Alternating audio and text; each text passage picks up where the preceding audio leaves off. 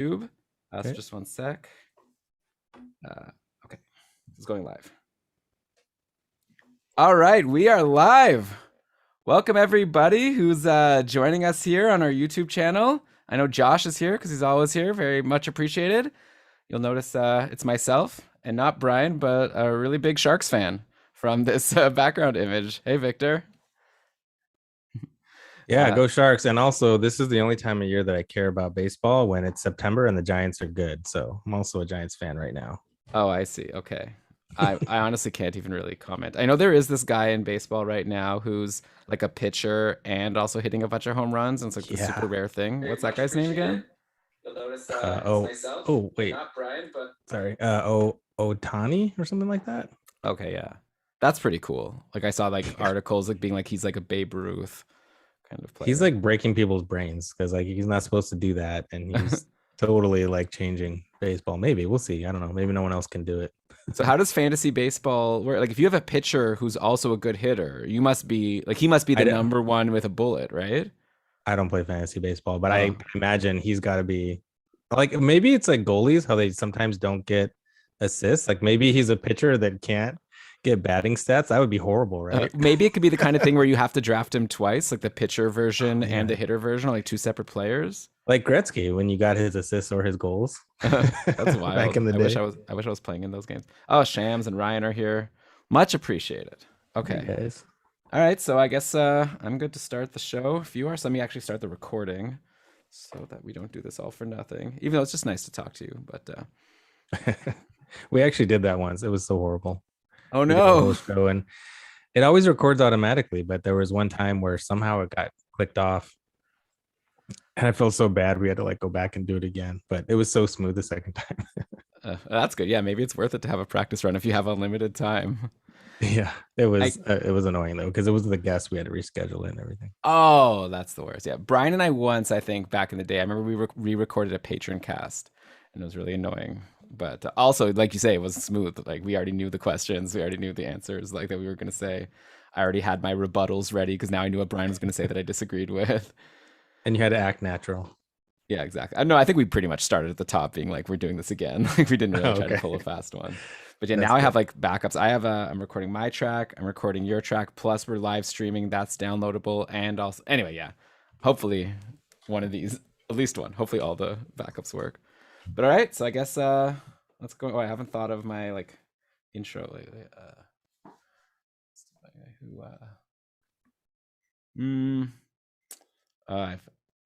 Sorry, I should have planned this out. Hosted by a guy who okay, whatever. Okay, I know what I'll say. Okay.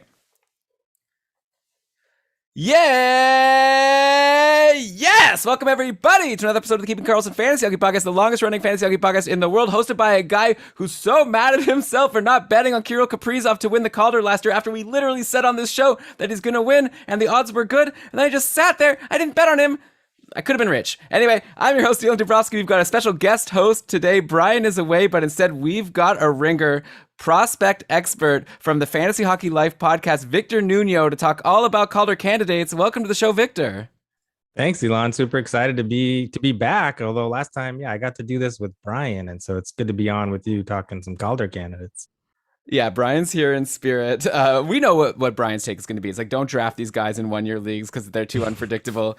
But definitely in your dynasty leagues, you want to listen to this. But also, there might be some players who are rookies that might actually be super fantasy relevant and valuable in your leagues. Like we saw Kaprizov last year. We saw Jason Robertson last year, even though he kind of came out of nowhere. Did we even bring up Jason Robertson? I don't think we did on that show going into last season. I did actually, and there were a couple Dallas guys, and he was one that I said if anyone's gonna be relevant, it was him. Of course, I did not think that he would be that good, but he was one of the watch ones at the very end. So, yeah, mentioned in passing, but he certainly surpassed expectations.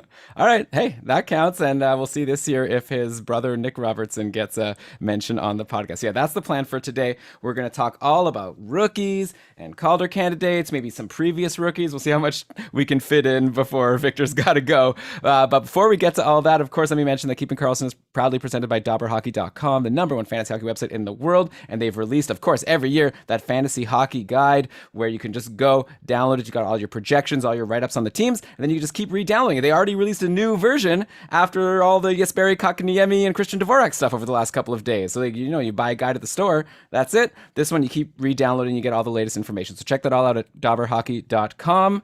But with that, Victor, let's just get into everything. Why don't we actually just start by talking about this Kotkaniemi thing? This is kind of in the news, so maybe we can cover that before we move forward. You're my Brian here to start, but for those of you who are living under a rock, the Carolina Hurricanes offer sheeted Kotkaniemi, offered him $6 million and what was it, $20 signing bonus because that's Aho's number. The Canadians decided not to match, which means Kotkaniemi is going to Carolina, and in exchange, Montreal's getting a couple draft picks, and they flipped one of those draft picks, the first round pick in 2022, to Arizona, and they got Christian Dvorak. So let's start on the Carolina side. They get Kotkaniemi. We've already seen a tweet saying that the plan is for him to play left wing, which I guess makes sense because they're pretty stacked at center already with Aho and Trocheck and Jordan Staal.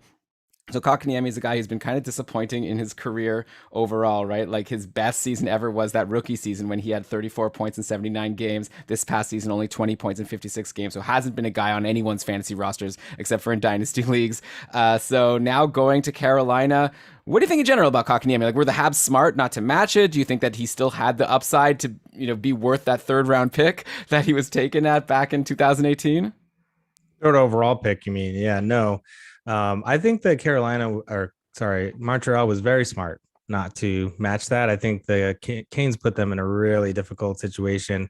And yeah, I actually said this in our Discord. I wish I had just tweeted it out or said it. I was like, I don't think that they should match it. And they're probably going to use that pick to immediately announce a trade. It wasn't that immediate, but they did get Christian Dvorak, which, they have him for several years at a much lower cap hit. And he's a pretty serviceable, one of the weaker 1Cs in the league, but he could be a 2C right behind Suzuki. So that was kind of a smart move. And yeah, Kotkaniemi, he's interesting. Obviously, he's been very, I guess, interestingly used would be a good way to put it in Montreal. His ice time has been pretty limited, but he's a pretty excellent defensive forward and probably has more offense to give. Not like a huge upside, but I think that Carolina is thinking more down the road here, not just for this year. Obviously, it's an overpay for this year. He's not worth that this season. But if they can get him in arbitration for, something in the 3-4 million range and he signs there and likes it, then that's nice. And apparently he trains in the offseason with Aho and Teravainen, fellow Finns. So maybe he slots even up on that top line. That would be pretty awesome if he could get that deployment. I'm not sure that that's going to last or is 100%, but if he could get up there and maybe get some power play time, it could be an exciting time. But I expect him to be more, if he does push Jordan Staal down and be the 3C, then, that'll be not as good for him. Or if he is kind of just more of a passenger, 45 point pace might be kind of a good expectations for him. But the nice thing about Kotkaniemi is he always, gets pretty decent peripherals, not necessarily shots, but his hits are pretty good. And, maybe he'll get to shoot more with a good setup man playing on the wing. So I don't think it's a great situation for him, but it could be if he locks into, with Aho and they click, that could be pretty nice for him. Yeah, for sure. I guess we saw Brock McGinn get a chance on the top line at times last year, so it's not as if there's anyone really entrenched to play with Aho on that left side. If Teravainen's also there, or maybe if someone else is there, like a Svechnikov or something. But yeah, if Kotkaniemi gets there, that's great. So I guess we're saying he's the type of guy that you're watching in the preseason to see what his deployment is, what line he's getting put on, and there's upside, but also at the same time hard to imagine him being too exciting. I guess he's a little more exciting now in Carolina than he was on Montreal, just because of this news that they might try him on the wing. And then I guess obviously this is not a prospect anymore, but Christian Dvorak, I will bring up, I think like he's intriguing to me. Like you look at Philip Deneau, his best season in Montreal, he was like a 55-ish point guy. Like he was definitely someone that I was adding in my fantasy leagues. And like Dvorak comes in, he's now basically like the second line center, and there's not really any competition. I guess we're looking at Evans and I don't know. I might have to look this up to see who else is a center on Montreal right now. But, you know, you look at who his line mates are going to be. Like Montreal, people may not remember, they signed Mike Hoffman, right? So he's a good goal scorer. They have Gallagher. So right away, I see that as a pretty decent second line, assuming they're going to go Caufield, who we'll definitely be talking about on this podcast. But if they go like Caufield, Suzuki, Toffoli on the top line, then you have Hoffman with Dvorak and Gallagher on the second line to give Dvorak some power play time. And all of a sudden, this is like a pretty good spot where maybe he can also be like a 55-ish point guy. So if you were drafting in the couple, the Keeping Karlsson Ultimate Patron Fantasy League, which is a 1-year league for next year, which of course you will be doing, who would you take first between Kotkaniemi and Dvorak if you're like, you know, at the bottom of your draft and you're trying to take a swing on someone? Oh, for sure, I'd take Dvorak. You know, he's like you mentioned, he should have some pretty good guys to play with. I mean, the annoying thing about both of these teams is they tend to have kind of spreading their ice time around, and no one gets a ton unless you're Aho and Teravainen. So they might actually have sort of similar ice time. Dvorak being a center is a little less appealing. If Kotkaniemi gets wing eligibility, that could be pretty fun, and that might make him a little bit more valuable. But we won't know that off the top. So yeah, I'd take Dvorak. Yeah, I think that he probably will have some pretty decent line mates. And, you know, the thing about Montreal, though, too, is that they're in that really tough division, and I don't think they're going to do nearly as well as they did, you know, last season. Probably not the hottest take. The North is not what the Atlantic is going to be. So I think they're going to have a little bit tougher time scoring goals, but he should still put up, you know, have decent value. You know, he usually gets about a hit and a block a game, which is nice. And his shots aren't great, but the points should be there, you know, hopefully 50-ish point pace, maybe a little more. So yeah, I definitely take Dvorak. He's a more established too, right? So I like that. What about you? No, I think I'd agree. Like Kotkaniemi, like you said, is a good swing if he is going to play on the top line with Aho. But just because he's, you know, going on that line to start the season doesn't mean it'll last all the way. The Nuño Niederreiter got some good deployment last year, and he held on to it for a lot of the year, and he was really great. But yeah, I think Dvorak is a much safer pick. By the way, so okay, looking at the Montreal depth chart right now, I think Jake Evans is potentially going to be this third line center, unless maybe Jonathan Drouin, they try him again. I feel like they've tried that a bunch of times. It didn't really work. And then I had forgotten, or maybe I just never knew, that they signed Cedric Paquette as a free agent over the summer. So I guess he could slot in as the fourth line center. And that's the center depth on Montreal. That's what happens when you lose Danault and Kotkaniemi in an offseason.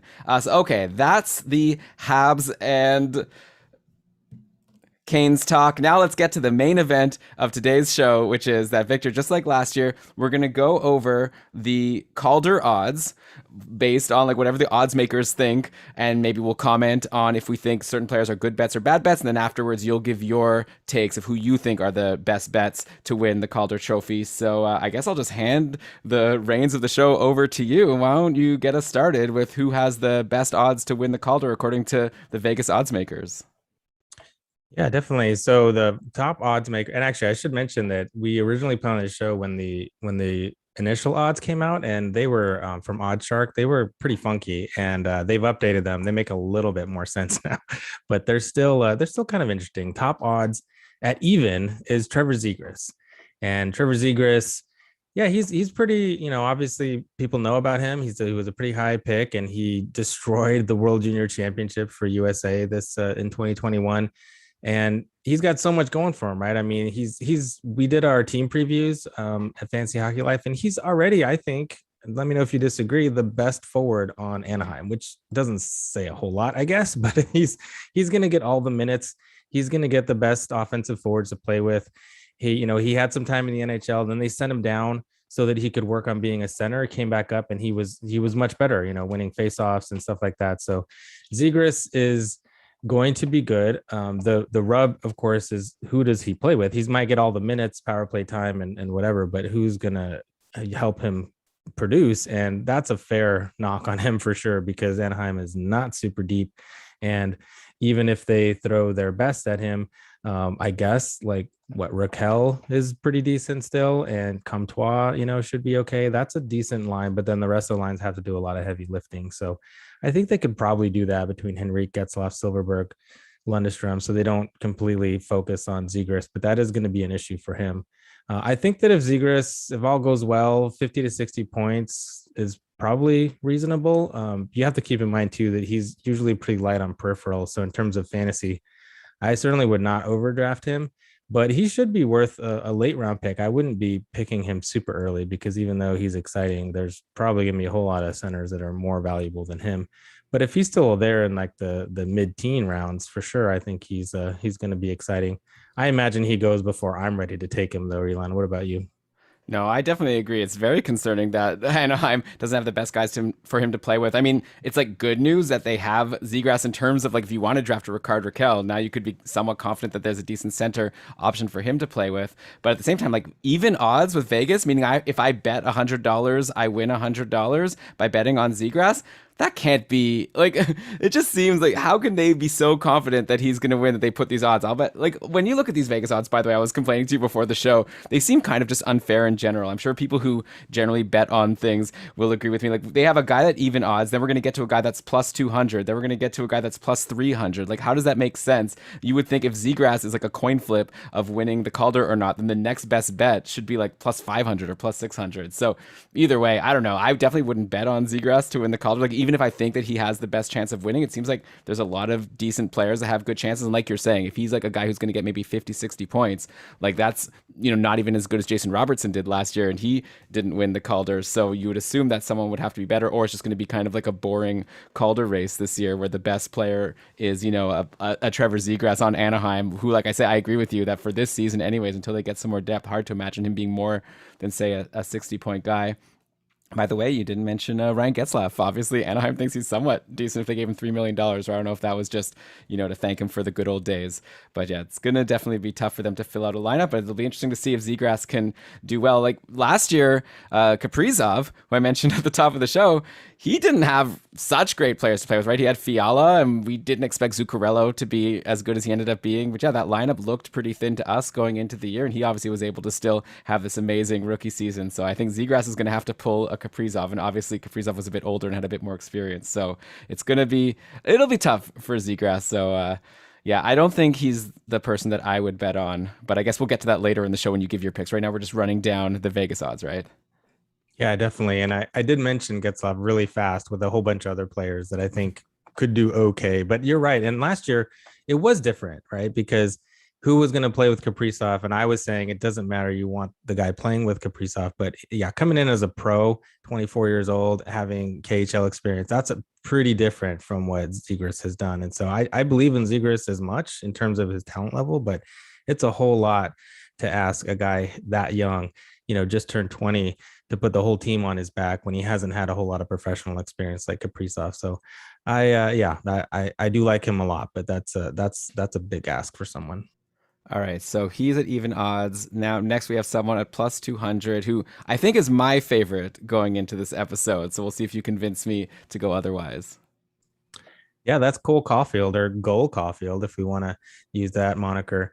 I definitely love Caufield, and he certainly has shown he can succeed. I didn't realize, I knew he was small. I didn't realize he's 5'7". That's incredible. He's so small, but he plays big, and he plays big in the regular season time that he had in the playoffs. He was just remarkable. There were so many smart, sneaky little plays that he made. He's already one standard deviation above NHL forwards in expected goals for per 60. That's incredible for a guy, as young as he is. And he had such an impressive year, from the world championships to his winning the Hobie Baker, to, his time in the AHL, brief AHL time, and then NHL. The thing, I guess, that I'm just a little bit worried about with him is just what Montreal does with their lines, right? They kind of spread everything out. Maybe they'll go a little bit more top heavy now that they have less sort of talent to spread around. Who knows? That would be nice. But he played a lot of time with Eric Stahl, and I imagine they have to put him with Nick Suzuki this year. And if he plays a full season with Suzuki on the power play at even strength, I think he's gonna pop off for sure. I think probably, and he has an easier job than Zegras, right? I mean, he's playing the wing. He has Suzuki, a strong centerman, to do all the heavy lifting for him. Suzuki is an excellent two-way player. I think that Cole Caufield has a really strong chance of winning it, and he's definitely one of my favorites. I think that there's a little bit of post-playoff hype, and I think in redraft, somebody asked me in our Discord, where's Cole Caufield going to get drafted? And I said too high. I think that people are going to take him much higher than I'm willing to. I'm willing to draft him as a 60 to 65 point player with upside, but I think people are going to be so excited to take him. It's going to happen before, round 10, maybe even in the mid 5 to 6 range. And that's way too rich for me. So I think that if you can wait and get him, he'd be a great drafted player. But there's definitely a floor there still. I mean, he still has to acclimate to the grind of an NHL season. So I think we need to temper our expectations just a little bit. But oh man, there's so much there that you got to love for Cole Caufield. Yeah, I guess there's a floor for all these guys. They're all rookies, so that means none of them have played a full NHL season yet. Though we have like a Nedeljkovic who actually got a lot of time and was a Calder candidate, so it's funny that he's still eligible. But yeah, for Caufield, I feel like it's like a really good situation. Like he's the guy coming into the season of, I think, like we'll see at least at this point, he's the guy that I see as the one most entrenched, most likely to be on like a top line, top power play with a good line mates. I guess you could say Zegras will be top line, top power play, but it's not even as, I don't know, like sure to me. Like if you look at the playoffs, he spent almost all the time playing on a line with Toffoli and Suzuki. It seems like they did really well. I love that he was taking all those shots, right? He had like 49 shots in 20 games. It's over 2 shots per game. As like a 19-year-old, now he's going to be a 20-year-old. He didn't like actually, it's funny, like you say there's all this playoff hype. When you actually look at the numbers, he had 12 points in 20 games. It's not as if he was like insane. We're talking about like a 50-point pace over these 20 playoff games, which of course is a very small sample size, and plus he's young, so I expect him to do better, especially if he's playing the whole season with Suzuki. So I'm definitely going to agree with you that I wouldn't draft him so high in my redraft leagues, just because, there's always that risk with a rookie. And if you're taking him at like what you were saying at the time that like 65, 70 point guys are being taken, there's other players you could be a lot more confident. But yeah, definitely as far as like just picking who's going to win the Calder, it's hard not to take Caufield just because he's already had success on the first line with Suzuki, who we know is like a really good player in his own right, and Tyler Toffoli, who scored all those goals. So I'm pretty into Caufield, and I'm really excited to see how he does in this second season. Pretty wild that the Habs got him 15th overall back in 2019, and now we're looking at him as maybe one of the front runners for the Calder just like a couple years later. Small guys fall, man. Small guys fall. They always do. But yeah, no, you're right about I mean, it was like 50-ish point pace in the playoffs. But I think the thing is that there were some big, big goals. Like he and Suzuki combined for that overtime win against the Leafs. And there were also some pretty clutch goals that he made, especially burning one of the Vegas defenders. I can't remember who that was, but there were just some times where he just seemed to be clutch, right? So that matters for a lot. I think that sticks in people's minds more than just the total. Like there were people who certainly didn't know a lot about him, didn't have super high expectations, and the fact that he did what he did was like really impressive. So the big time numbers weren't there though, but there's a lot of hype surrounding like the context, and I think that sometimes people get overdrafted for that reason. Yeah, and to be fair, like a lot of those games where he wasn't getting points were against like Andrei Vasilevsky having his like amazing playoff run, so it wasn't like perfectly representative of the types of players. Like he's going to get to play some games against Buffalo and against some of these teams that let in a lot more goals, so he's going to be able to pad those numbers compared to what he was able to do in the playoffs. So yeah, to me, he's the favorite. 2-1 odds, like basically plus 200. That means if you bet $100 and you win, you get back 200. I'm talking about like how much you win, not including getting your money back that you bet, right? So you bet $100, you're going to win $200. It's not amazing odds. Like if he was at Kaprizov last year, who was like at plus 400, I would obviously like that a lot better. But like I said, I think that he's, for me, the front runner over Zegras if I had to pick one. But we've got a lot more players to go through, so I'm curious to hear what you think of the next guy. Yeah, plus 300 is Lucas Raymond, and plays for Detroit, winger, drafted 4th overall in 2020. He had a kind of a rough season, only marginally better in his draft plus 1 season over in Sweden compared to his draft season playing for Frölunda, which is a pretty good team. And so his role was a little bit different. And he and Holtz actually not as good in the SHL as a guy we'll talk about later, William Eklund. So a little bit of a step back maybe, but Lucas Raymond is going to be in the AHL most likely this season. This is one of those where the odds makers, I just scratched my head. Like, I don't even think he's going to be in the NHL. So how is he going to win the Calder if he's playing in the AHL? Last I checked, they don't award that trophy to people playing in the AHL. So right. If he makes it, who's he going to play with in Detroit? I mean, that's a worse situation than Anaheim by far. And Lucas Raymond is no Trevor Zegras, sorry. So I just don't really see him as someone who's even going to be close. Maybe he gets a call up, but then again, why would the Red Wings even do that? Like, they're not ready to be good yet. They're not ready to compete.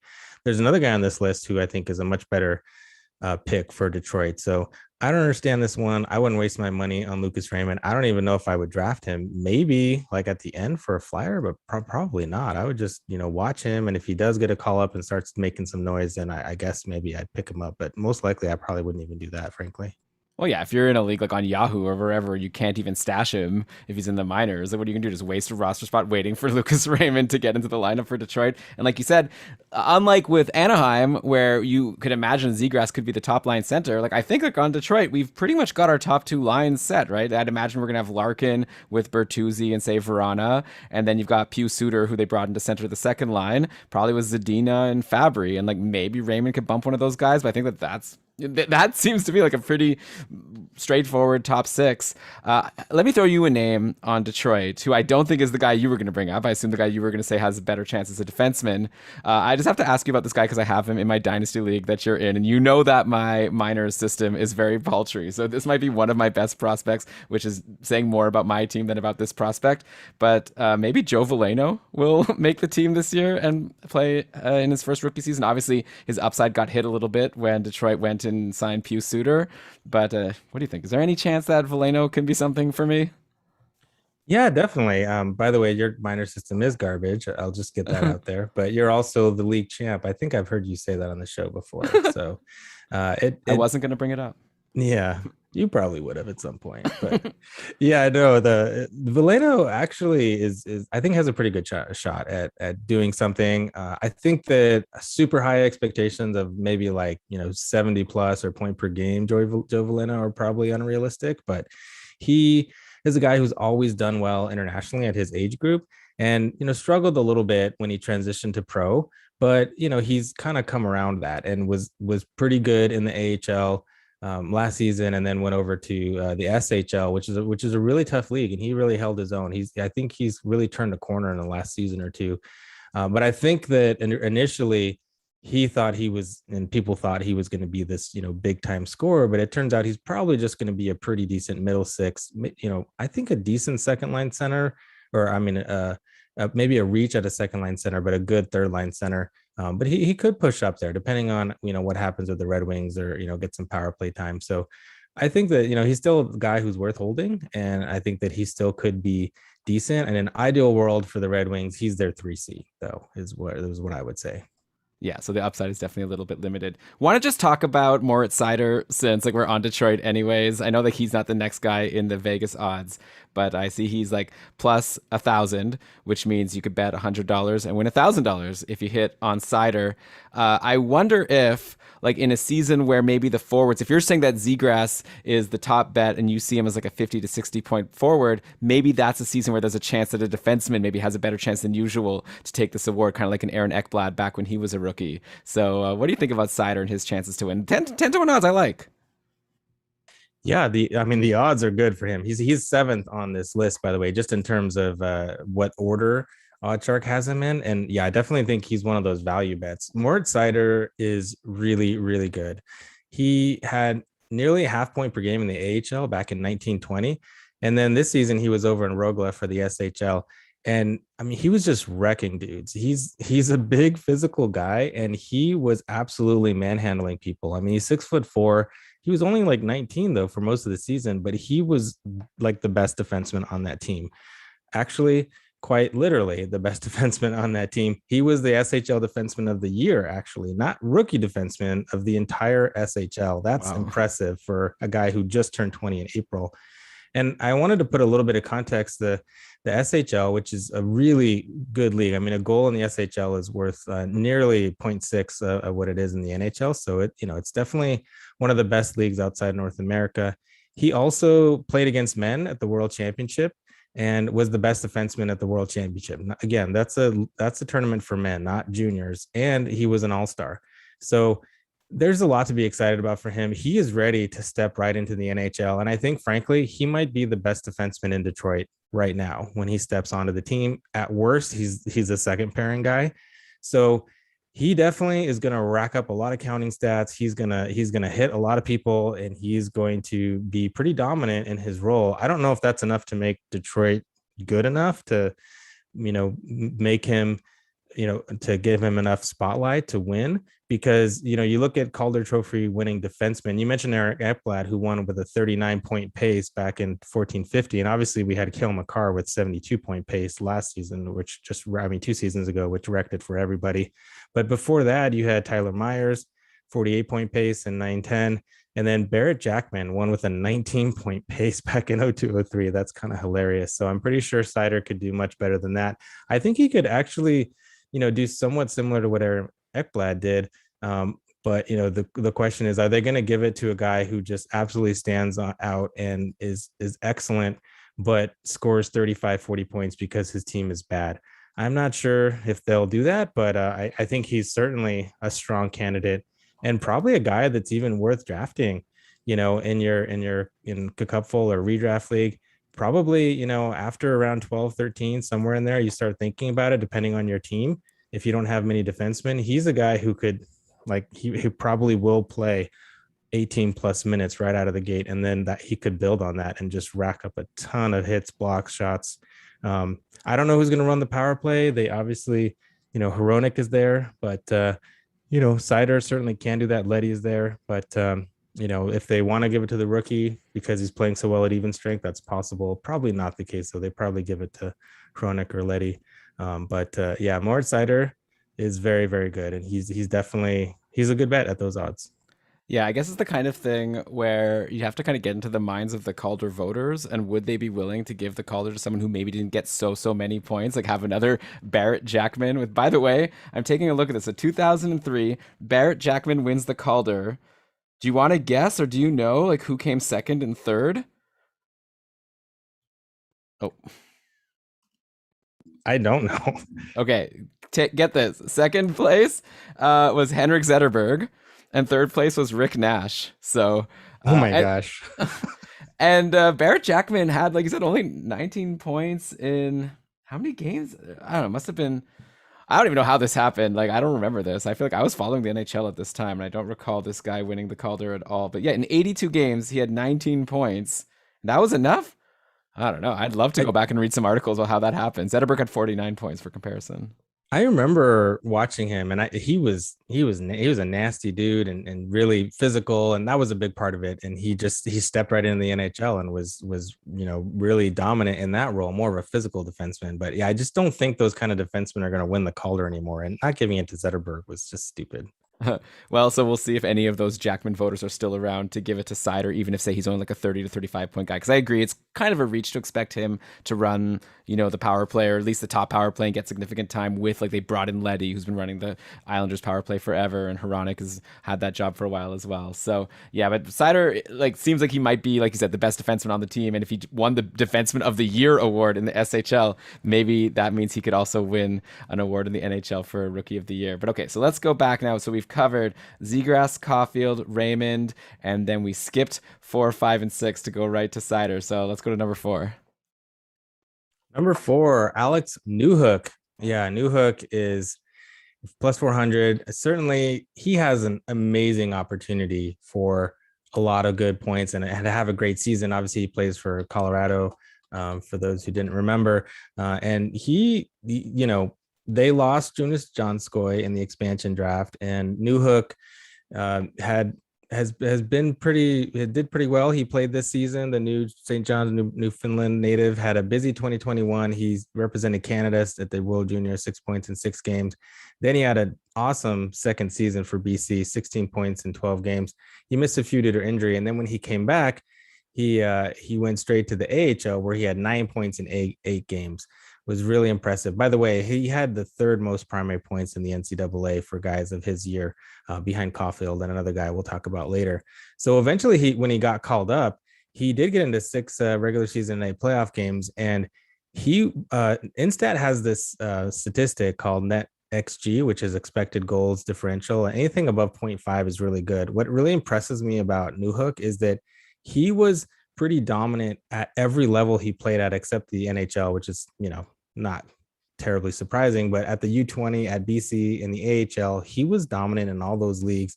And then obviously took a little bit of a step back in the NHL. But that's jumping several levels when you're doing that all in one season. And he had a positive Corsi in every league he played in. So he's a good player. He's good defensively. And the Avs obviously are a very good team. And they have a gigantic hole that was left in the top six. So I think it's reasonable to assume that he's going to get a really long look there and probably takes that spot and, could even get, some power play time. He should get time with, at least Kadri. Maybe he plays with Jost, fellow BC guys, which would be fun. But, I think that, the situation for him is what excites me more than his individual skill. I think he's individually very skilled, but just being on Colorado and being on a team that scores a ton, playing with Kale McCarr, playing in front of an excellent defense, he's not going to have to do too much to, rack up 40, 45 points. And when the right luck situation, he could get a lot more than that. And so, I don't know if the voters will get it to him just because it's, back-to-back winners of the Calder, which would happen. Well, actually, that would be Minnesota, right? But I just don't know if they're going to give it to a guy like Newhook, who's more of a passenger, because I think that will be more of the case. But I think he has a pretty good shot at winning just based on everything around him. And he is also pretty good. So I like at plus 400. I'm not sure if that's the best bet, but I think he has a pretty good chance. Yeah, I think I'm with you that it seems like he'd have to do a whole heck of a lot to convince the voters that like he was such a great, even if he gets a lot of points, people would be like, well, yeah, because he was playing with all these great players. He'd have to probably do like really, really well to convince people that like he deserves it and he wasn't just kind of getting lucky to be in a good situation. Though I see he's like listed as a center. You're saying that you think he could potentially play on the second line where Donskoy played. You're thinking that he would play on the wing potentially? Yeah, I think so. He is naturally a center, but he has played mostly wing in the NHL, and they have. I mean, he's not going to displace McKinnon or Kadri, right? And Comfort can play center. Yost has been pretty decent in that role. He's evolved into a pretty decent third line center. So you don't want Alex Newhook on your fourth line. That's not where he's going to thrive. So I imagine, I imagine him next to Kadri, and maybe even when they sometimes split up that top line and move Landeskog or Rantanen down, maybe he gets a look up there and. Wouldn't that be dynamite, right? Yeah, well, definitely that'll be the kind of guy that for sure on that next episode of Keeping Karlsson or Short Shifts, if those lines are changing, we'll be like telling everyone, go grab Alex Newhook. He's been practicing on the McKinnon line. Don't even wait, just grab him now. But I got to tell you, Victor, I don't think he's cracking the top six because I've already got another rookie that I think has a better shot. I don't even know if he's a rookie, but he's another player for my amazing minors list in our Dynasty League, and that's Mikhail Maltsev, okay, who was traded for the Ryan Graves, who was traded, in the Ryan Graves deal to New Jersey. So sorry, that's Maltsev's spot, not Newhook's. Obviously, I'm being sarcastic here, but again, the sad players that I have to get excited about in my minor system. But yeah, obviously, yeah. If he plays in the top six, if he's playing with like Burakovsky and Kadri on line two, that's a good spot.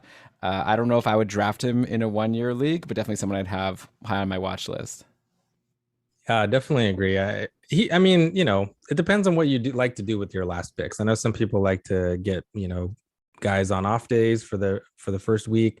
Some guys want to, see if they can get someone that may pop off in the first week or two. So if that's your strategy, then there are certainly worse options in Newhook because you never know. There could be an injury in training camp, and then all of a sudden Newhook gets gifted a spot, right there next to McKinnon or Kadri in the power play. So that there could be worse things, but yeah, I imagine he's probably, just a watch guy and definitely, yeah, if he gets the deployment, jump on him. Yeah, I like obviously like your podcast, my podcast, we'll be like talking about the preseason lines and if there's anything that's really standing out. Obviously, that would be big if he was, getting on the top line and like displacing Rantanen, who's going to play on line two, or probably that wouldn't happen. Maybe Landeskog goes to line two and they try Newhook with McKinnon and Rantanen. And yeah, we'll definitely be letting our listeners know if we're noticing that happening. All right, so let's go to next on the list.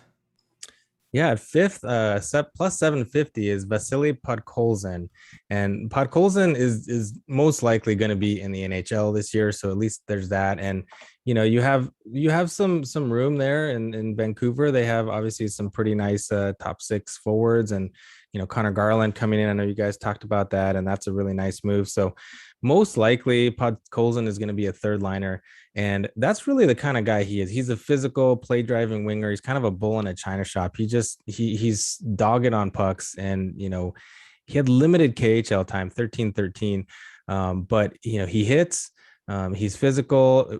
If he gets enough time on ice, he will be valuable, probably even in a redraft league, at least as a depth peripheral guy. But I don't think that the points are really going to be there. So I don't think a guy like him, who a successful Calder season or rookie season would probably be 25 points, maybe 30.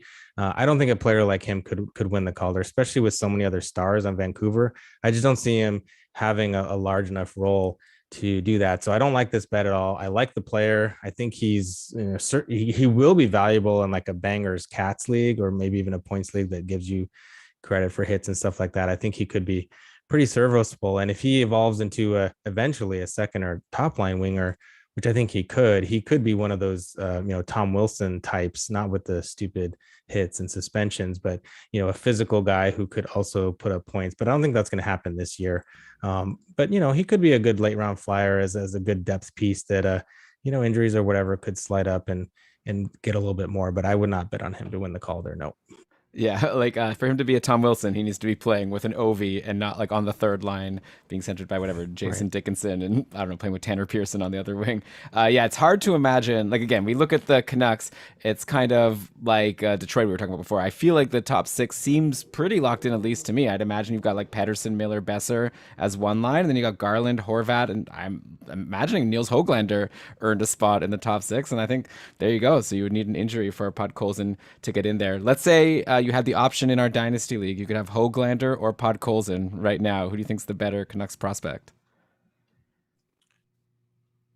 Oh, that's tough. I'm going to have to go with Podkolzin because I think that Höglander is destined to be a middle six guy, and I'm not sure that he has enough scoring to be more valuable than all the other stuff that Podkolzin is going to do. So he doesn't hit and shoot enough to be more valuable to me. So Podkolzin's not there now, but give him 2 or 3 years and he will be a top six player and he will be hitting a ton. And with all that ice time, I think that especially with like the takeaways that we give credit for, I think he's going to do that a lot. So yeah, give me Podkolzin, but neither are like super exciting in just points leagues.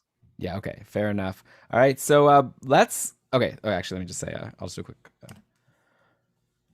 Okay, fair enough. So we've still got a bunch more players to go, both players that were listed by the odds makers, and then Victor's picks for who he thinks should have been listed as the best bets from odds makers. So we'll get to that in all a sec. Oh, man. So we'll get to all of that in just a sec. You're listening to Keeping Karlsson. Sorry, all that just for the. Okay. All right, we are back. So, Victor, we've gone through Zegras, Caufield, Raymond, Newhook, Podkolzin, Moritz Seider. I feel like it might be time to talk about a goalie, right? Is there a goalie that you think is the best bet? I know, according to Vegas odds, the next best bet is Spencer Knight over in Florida at plus 800. I see here in the chat that Shane is saying that's his pick. So what do you think? Is that a good bet at plus 800, 8-1 odds for Spencer Knight?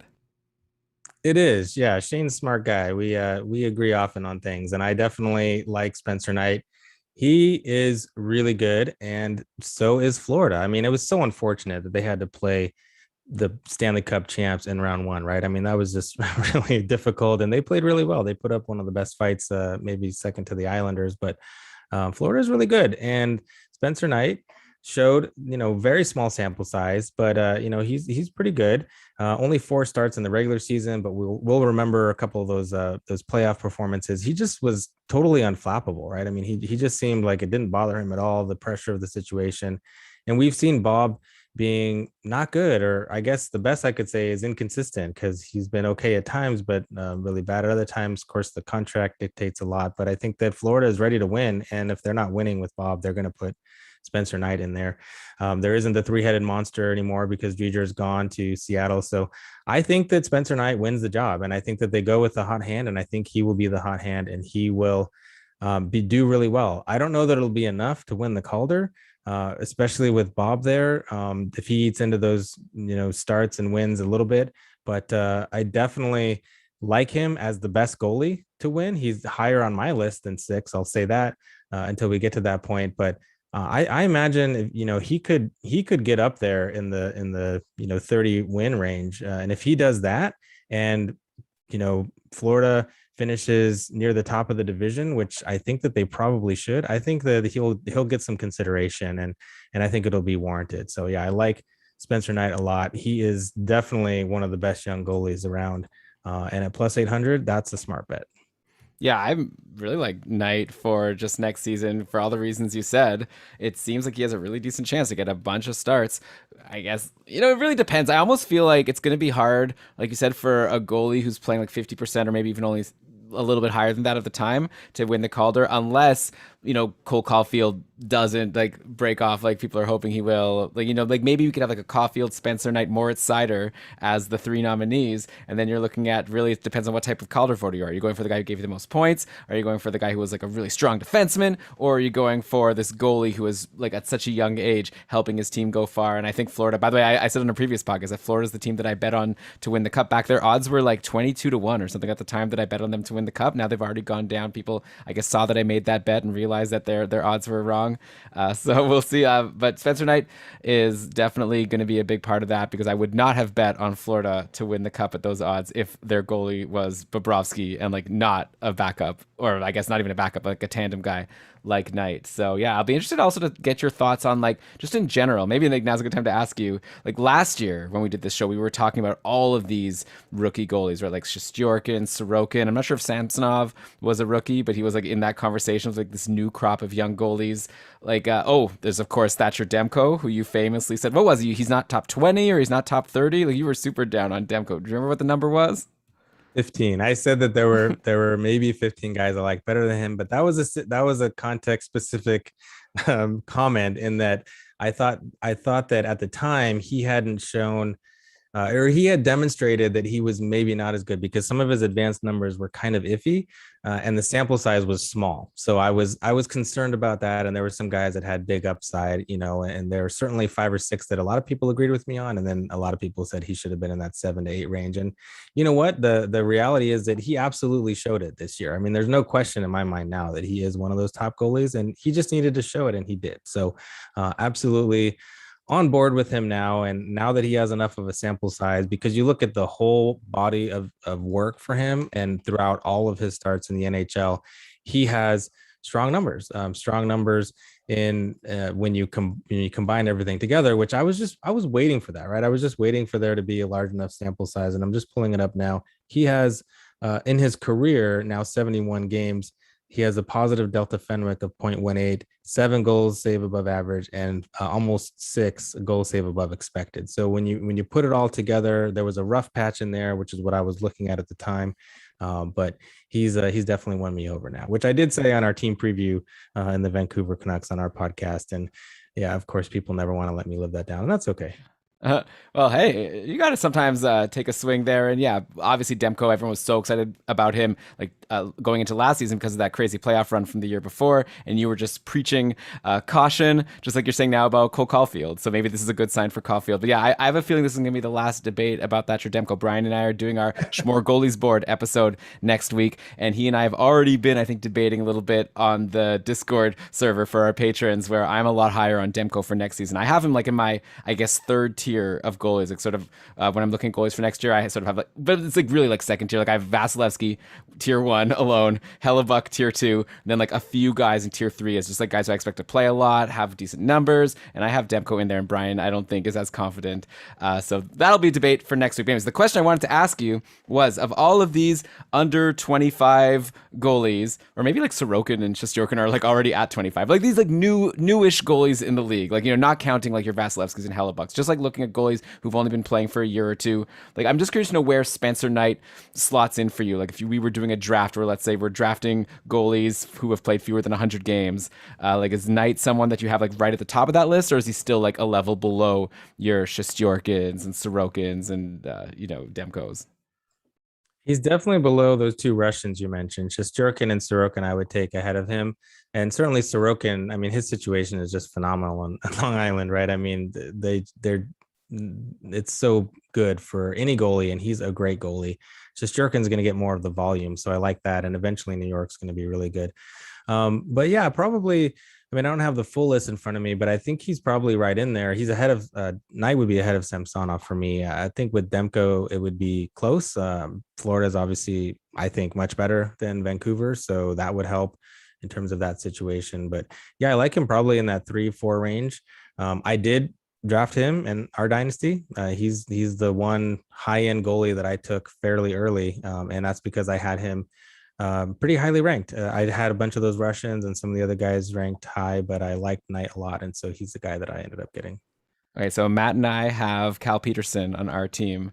Would you make that swap, Peterson for Spencer Knight? Definitely not. Okay, well, worth a try. All right, so who's next on this list of Calder candidates in terms of their odds? That was a good try, though. Got to give you props for that. So the next guy, plus 1,200, Quinton Byfield.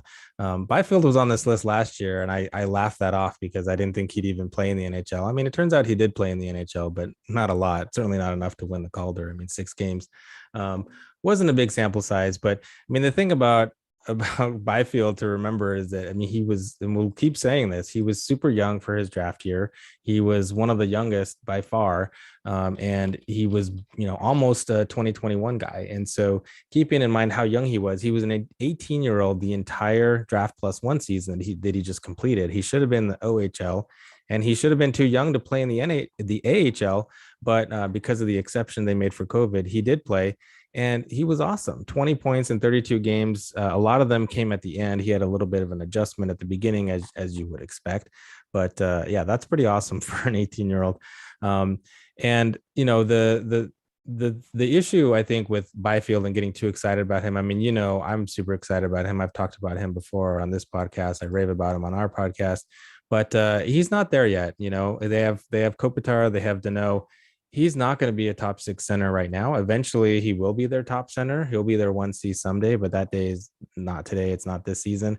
So most likely he'll play center on the 3rd line, and they should keep him there and let him develop. But it's possible that he plays wing. Like if they slide him up to Kopitar's wing, I think that could be very interesting. And if he plays the wing with Kopitar, gets power play time, then yeah, I could definitely see that if he gets the right deployment. I do think LA is going to be better than people think. I mean, this Danault signing was huge. I think that Doughty clearly didn't care about last season. And when Doughty cares, he's a much better player than when he doesn't care. Edler coming in, he's kind of older, but he's still a serviceable guy, and they have some decent depth. So, and that, and of course the Pacific Division is terrible outside of Vegas. So I think that they have a decent chance of making the playoffs. So if Byfield is a big part of their success at 3C, or maybe he slides over to the wing and puts up, 45, 50 plus points, then I could see him getting some votes. But most likely, I don't think he has the best odds. Love the player, but the situation, I'm not sure will be there for him. Maybe a decent flyer in a redraft league, though, because if he does end up on that wing, I think that he could be pretty valuable. He does hit a decent amount and can shoot. So yeah, might be a guy to take a flyer on, but most likely I'd just watch him. Yeah, sounds like kind of an Alex Newhook situation where you're saying he's generally supposed to be a center. Obviously, if he slots in at wing on a top line, then we have to readjust our expectations. Maybe there's something there, and so we'll have to pay attention in the preseason. The Kings, you imagine, let's say they stick with Kopitar, Iafallo, Dustin Brown. Like, I can imagine them switching it up, but just let's say they have that as the top line. Then you've got Danault centering. Obviously, Victor Arvidsson's going to be there in the top 6. And then the other spot, like, I don't know, Adrian Kempe maybe is a decent bet, but he's been in, the 3rd line and then top power play for a lot of the previous few seasons. Like, there's not an obvious guy I see jumping into that top 6 unless it's this next guy on the list who's also on the Kings that Brian brought up. We did our draft last episode that we did, or a regular episode, because Ben did that interview about the Islanders, which was awesome, by the way, and definitely check it out with Arthur Staple. But before that, last Sunday, we recorded an episode on Keeping Karlsson where myself, Brian, Ben Burnett, and Dave Betton, we did this draft where we each took a player from each team, and once one player took a player from a team, you had to go down the list, and all 4 of us had to take a player from that team. And when we got to LA, and Brian, I think, had 3rd or 4th pick on LA after, Kopitar and Arvidsson had been taken, and he was like looking and wondering, who is this Vladimir Tkachev guy? Like, why am I seeing him in some different projections? So do you see this Tkachev guy as someone that should have been mentioned as much on that podcast as he was? does? Like, is he someone that can maybe slot in and take one of those top 6 wing spots? I don't think so. And by the way, I have to give Ben props for calling out Brian's wishy-washiness on that episode. That was crazy. He went back and forth like 5 times. I was like, come on, man. But I'm glad he brought him up because he is an interesting guy for sure. And you always have to be careful though when you're talking about these guys who play for Scott St. Petersburg. I mean, that team is just so good. They have so much talent, and he's played for them for a couple seasons. And lo and behold, when he didn't play for them, his numbers weren't quite as good. So I'm wondering if it's just a product of being on a really good team. Also adjusting obviously to the North American ice is going to be difficult, but he was good. I mean, he had almost 18 minutes time on ice. He had a ton of power play time. So, he's used to getting power play opportunities and certainly cashed in on there. I was talking before about the net XG. His was 0.59. So a little bit above that 0.5 mark that is good, and drove play pretty well. So he's obviously a decent player, but is he better than established guys like Dustin Brown, Kempe, and Iafallo? I mean, I don't know. Adjusting to the smaller ice can be really difficult for some guys. So I don't think that they're going to use him in a super prominent role. And I am very skeptical that he's going to get enough points to have any Calder consideration. I think this is one of those where I saw that and I was like, wow, I definitely cannot get on board with that. Even at plus 1200, I don't think I would bet that. I think that if he gets 30 points, he should be happy about that. So I think that he'll get some looks, but probably will end up in the bottom 6 and end up back in Russia. I'm not super excited about him.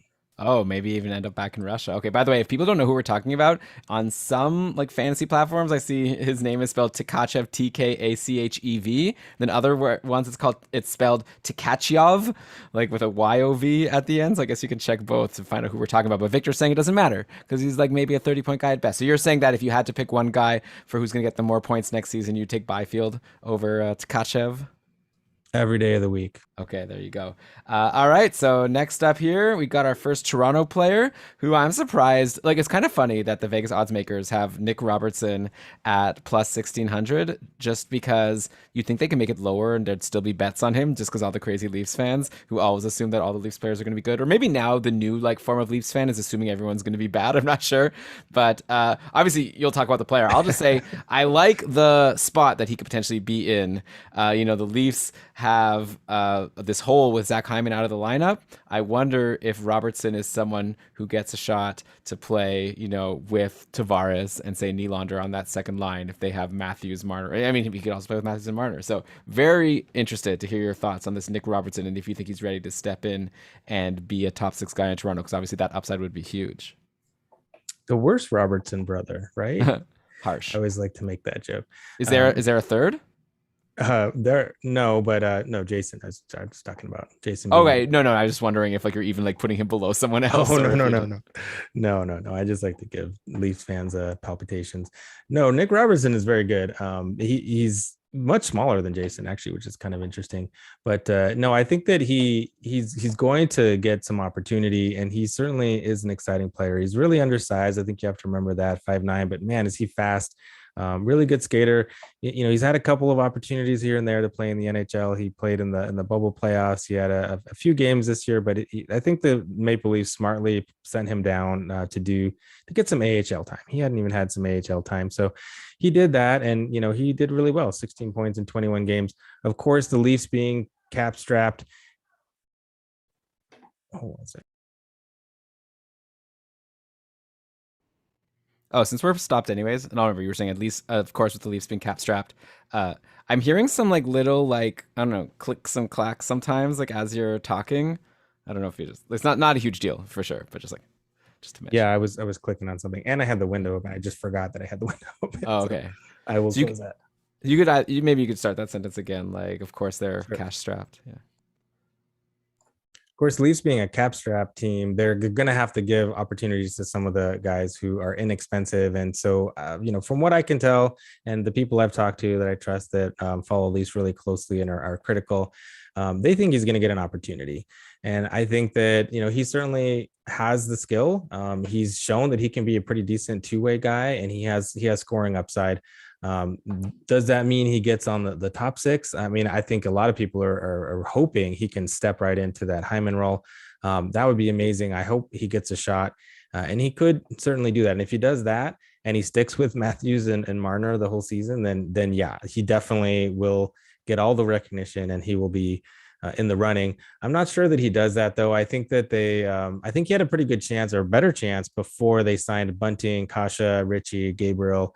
I think that Robertson will be better than all those guys, but right now I'm not sure he's better than them. I mean, Gabriel probably better than him, but I'm not sure if he's better than the other guys. And they may just want a certain type of player on that top line, more of a Nick Ritchie or a Kasha type. I'm not sure. So we'll have to see, obviously, but if there are injuries or if he really impresses in camp, that's definitely one that I would watch for. And if he's getting the opportunity in camp, then absolutely he could be really good. I'm not sure that I would draft him, though. I mean, so many Leafs fans are probably going to draft him in a redraft league and maybe higher than I'm willing to. But if he's there towards the very end, there are certainly worse options.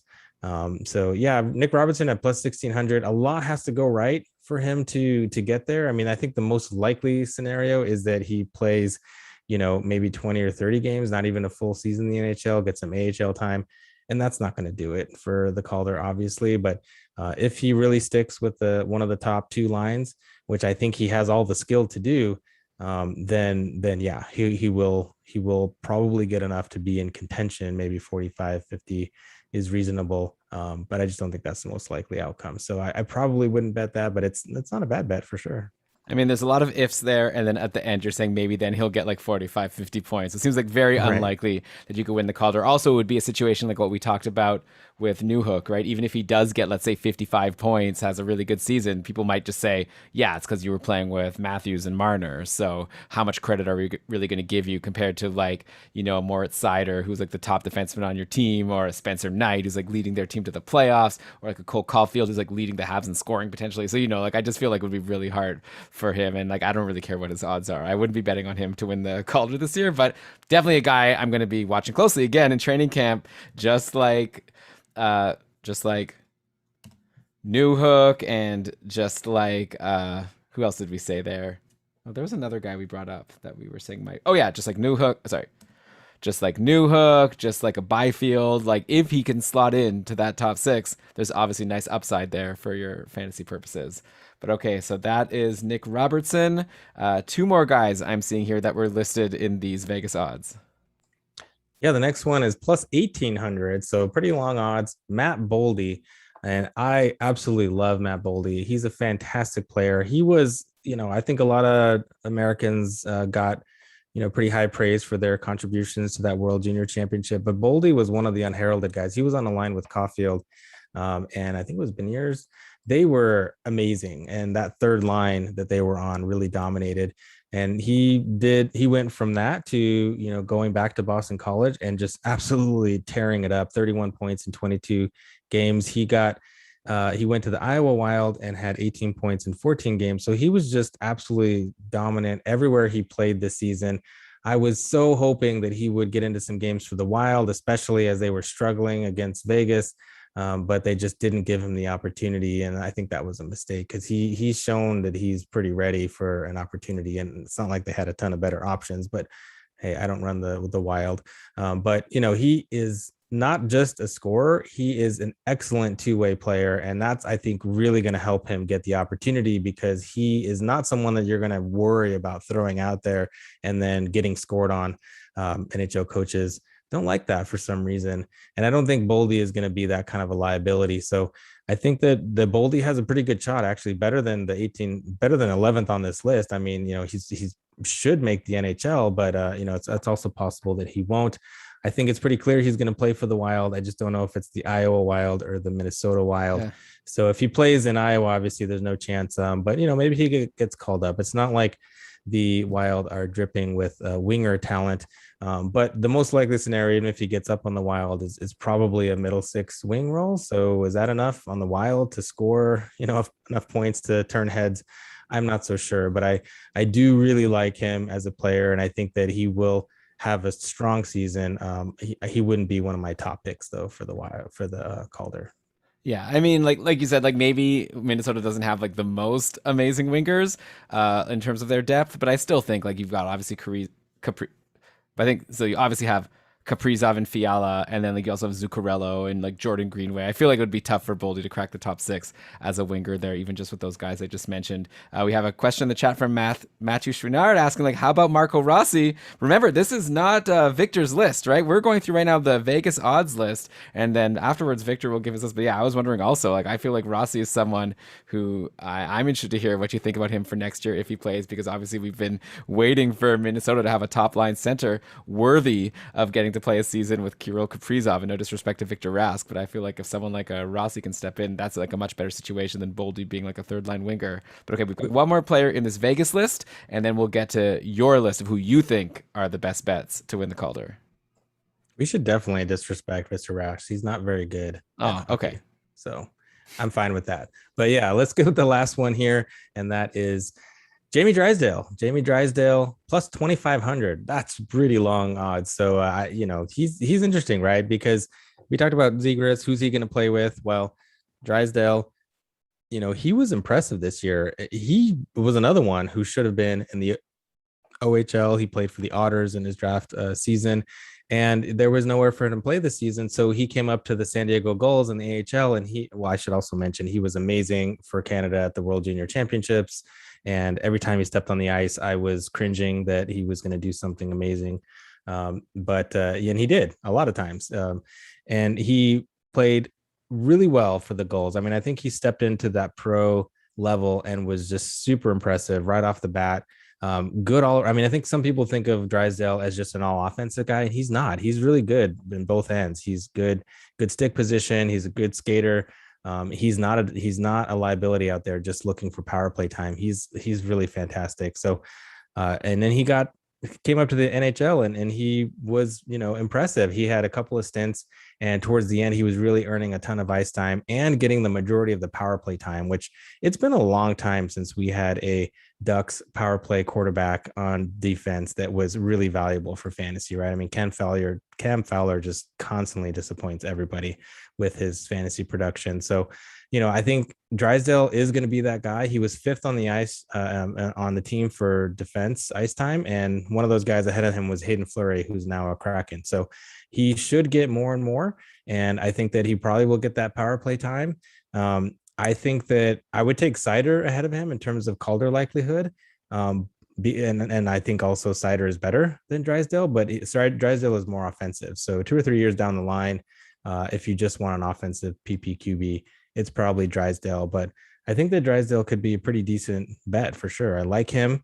I don't know that he's going to score enough points, though. I mean, between him and Zegras, if the Ducks are not horrible, then that would be a success. And I just don't know if that's going to be enough for, even if he has a great season, 40 points, are they going to give him the Calder? I just don't see it.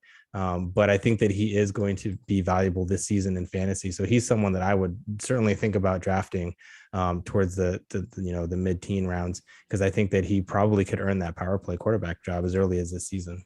Yeah, and even on a bad team, if you could have the top power play quarterback on a team, like as a depth defenseman on your fantasy roster, that's not so bad. And I got to say, at 25-1 odds, like Drysdale's not a bad bet. Like, just because if he's going to have a decent shot at being the top power play defenseman on his team, I wonder if that's going to lead to him being one of the higher scoring defensemen in terms of rookies this year. Probably has a chance to be a higher scoring defenseman than Seider, just because we talked about those guys ahead of Seider on the depth chart in Detroit for power play roles and more offensive roles.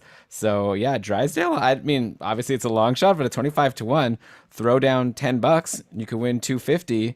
I don't think it's the craziest thing that could happen. Like, obviously you'll just need Anaheim to not be terrible, and then people will be wondering, well, how was it that Anaheim wasn't terrible? And that's a big if. Like, that's a big thing to have to bet on. But like, there's a chance Anaheim's not terrible. They're not like Buffalo and Arizona in terms of hopelessness, in my opinion. Like, I think they're that next level of hopelessness, like a little bit less hopeless.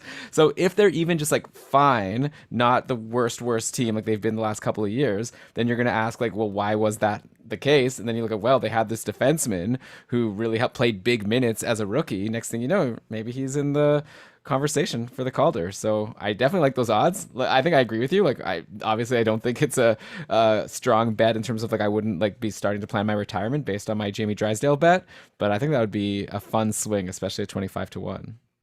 Definitely. Yeah. The odds are nice there. I mean, certainly if you're looking at some of the higher, like like Raymond at plus 300. I'm putting a bet down on Drysdale over Raymond any day for sure. Yeah. Well, I mean, I'm looking at it like give me a player who's gonna be like have a chance to be like the main guy on his team, right? Like Kaprizov won it last year; he was the best on the team. Like Makar won it the year before, the best defenseman on Colorado. Like if you're gonna win the Calder, you're probably like having this really great season and you're like a standout, as opposed to like, these guys like, Zegras is another example of someone like he might be like the top player on the team. That's why his odds are so great. But, when we're talking about our, Nick Robertsons, for example, or Alex Newhooks, like, again, they have to like overcome the fact that people are going to say, yeah, they were just riding coattails. No one's going to say that about Jamie Drysdale. If he puts up like a 40-point rookie season and, has decent, like even just like ice time, I feel like people will really respect that just because it's probably hard to do on Anaheim. All right, so now I guess I said before we were at the main event going through the Vegas odds, but I guess this is really the main event because this is where we actually get your opinion on who you're thinking are the players who have the best chance at winning the Calder this year. So I'm really excited to run through your list. Yeah, and I think a lot of it is what you just said. To win the Calder, you have to be the man, right? Kaprizov was the man. Makar certainly was on a good team, but he was just so impressive. You run down the list; these guys were the man on their team. And for that reason, I do have Trevor Zegras at top for me, even though, we gushed about Caufield and some other guys. But I think if Zegras is as good as I think he can be, even if he only scores like 45, 50 points, that might be the highest scoring forward on the team, the highest scoring skater on the team. And he will, he'll do everything for them. He'll run the power play and he'll be the top line center. And that might be enough to win it. And certainly, it would take a little bit of muted scoring from other rookies, as we talked about, or maybe not a stellar performance from a goalie. But that's why I like Zegras, because he's going to be the man and he's going to get all the ice time and all the notoriety and all the recognition. There's going to be no one really to deflect it from him. Maybe Drysdale, but I don't think it'll be enough. So he's the guy I like the best. Okay. You want me to run through the rest? No, I mean, I don't have much to say. Like, I kind of think it's less likely. Like, I don't think I'd have him number one on my list. Like, your reasoning though is perfect, right? Like, Anaheim's going to need to lean on him to have any chance, but that's a lot of pressure also to put on a player. Like, normally a rookie gets at least one or two good players to play with, and we're talking like Max Comtois and Ricard Raquel as like probably the best options he'll have. So I think it's a the story is potentially there for him to win the Calder, but it's going to be a tough sledding situation for Trevor Zegras. So I don't think I'd have him number one on my list, but I get why you do. Yeah, you're right. And Comtois and Raquel are good players, but they're not great players, right? So that's the bit of the rub for sure. The guy I have second on my list, Spencer Knight. I think that if a goalie wins it, it's going to be him. Everything we mentioned before, Florida being good, him, stealing the job. I love Spencer Knight. Do you think there's a goalie that has a better chance than him? So we're going to get to a few later on. Is it okay if I just throw out some names, or do you want me to save it for when you bring them up for the surprise? What's the better podcasting? Let's save it. Okay, let's save it. So yeah, there's a couple other names, but no, I think Spencer Knight is definitely the goalie that has the best chance, just because we just totally see a path for him, like we've said, to be like steal the job on a good team and take Florida to like a really strong season and potentially a good playoff run. Like we all saw what they did in the offseason to really shore up this team, getting Sam Reinhart, like locking in Sam Bennett. And now like if Spencer Knight can have this like really solid like 920 save percentage rookie season, even if he only plays half the games, it would be really hard to ignore, depending obviously what other players do. So I like him. Yeah, I think, and by the way, those 8-1 odds, that's not a bad bet at all. Like I wouldn't be too reticent to drop down like $50 and then you could win, what is it, 300? That's not, I don't know, something. No, 400. I know how to math. Okay, so yeah, I like Spencer Knight here. Yeah, I agree with you. I'd have him ahead of Zegras, I think. Yeah, and certainly, yeah. I mean, I think that's a reasonable. I think those two are close. I think these top three are actually really close because my number 3 is Cole Caufield. We gushed about him earlier, being on a better team, having an elite centerman. Well, maybe we shouldn't call him elite, but Suzuki is an elite playmaker. I think we can say that. And I think he's headed towards being an elite 1C in the league. He's already been very, very good. So they're going to probably be together on the power play at even strength. The only issue might be, well, he had a good team around him. He had a lot of support. Does he really deserve it? I think he probably overcomes a lot of those questions. And I think there's no question he's going to put up a ton of points. So he probably will finish with the most points. It'll be interesting to see though whether people make the argument for someone with fewer points like Zegras or maybe some of the guys we talk about later. But Cole Caufield definitely a strong candidate and a good bet here. Yeah, I just feel like Suzuki still doesn't have that same air around him as like obviously a Kopitar and a McKinnon. Like I feel like if Caufield has a really good season, they're not gonna be like, oh, it's just because of Suzuki. I feel like people would say like they both really complemented each other very well and really clicked. So I think that if he has like a really good season, like 70 points or whatever, I think he'd run away with it. Yeah, probably. And I think that's reasonable. He'll need some high percentages, which he shot 8% last year. I don't think he's an 8% shooter. I think he's much better than that. So he certainly could have some variance go his way and pop off for quite a few more.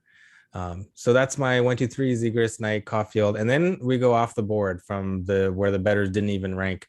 And this is Philip Thomasino, who is a Nashville draft pick, 24th overall from 2019. Thomasino is probably one of the most unheralded prospects that people just don't talk enough about, and he is just phenomenal. He's another guy who was an OHL player, and he was drafted out of the OHL, had over a point per game for Niagara in his draft season, and showed really well at the World Juniors. And he spent the previous season splitting OHL time between two different teams, and then this year he was going to be in the OHL, but since that didn't happen, he played in the AHL. There's quite a few of these guys who played in the AHL and they should have been too young. And this whole CHL NHL agreement, sounds like hopefully it'll be re-examined a little bit, but it's pretty clear that he was just fine as a 19-year-old playing in the AHL. If you look at AHL scoring for 19-year-olds, remember most of these guys, if they're CHL guys, aren't playing in the AHL, but if they came from overseas or they didn't have an agreement, they could play in there. But Thomasino was his 32 points in 29 games was the third best ever point per game pace for a 19-year-old in the AHL. The only two guys ahead of him, William Nylander and Mikko Rantanen. Those guys are pretty good. And the guys behind him, Jakub Vrana, Christian Fischer, Martin Nichas. So also some pretty good guys.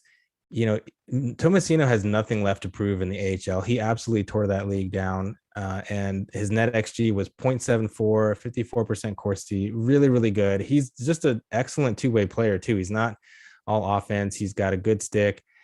You see several takeaways, maybe not a game, but you often see him getting takeaways.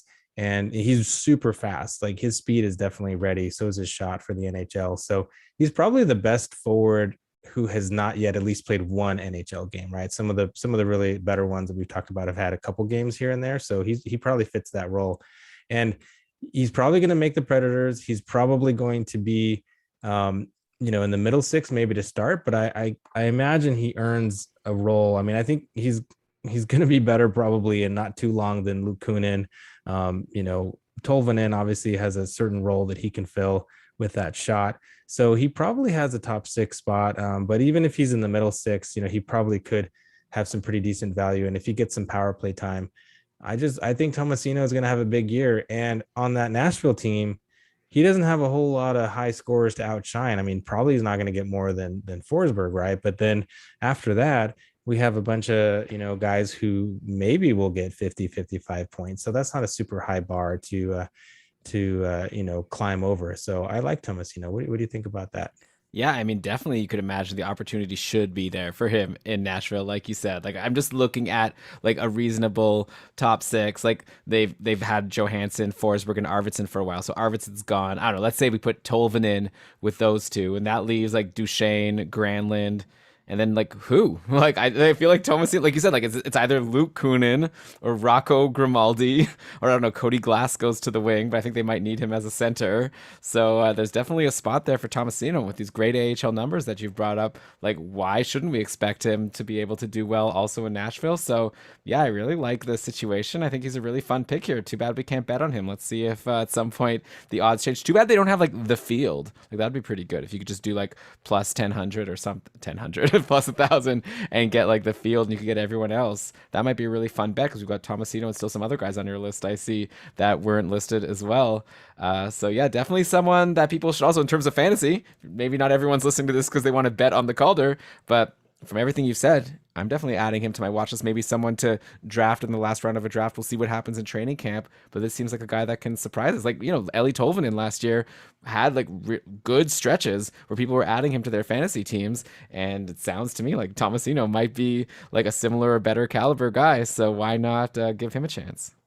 Yeah, and Tomasino is definitely a better two-way player than Tolvanen. Tolvanen is, more of that, got a great shot, power play specialist kind of guy, not so good at even strength. So that kind of hurt Tolvanen a little bit in terms of his value because he kind of yo-yoed a little bit at times. But Tomasino shouldn't have that problem.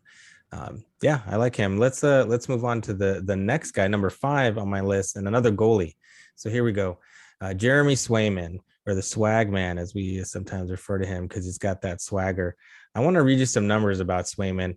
He is a super impressive goalie. He's not 6'3". He was drafted by Boston in the 4th round. And as a freshman, he played 31 games for Maine, 922, 272 GAA, 15, 12, and 2, 3.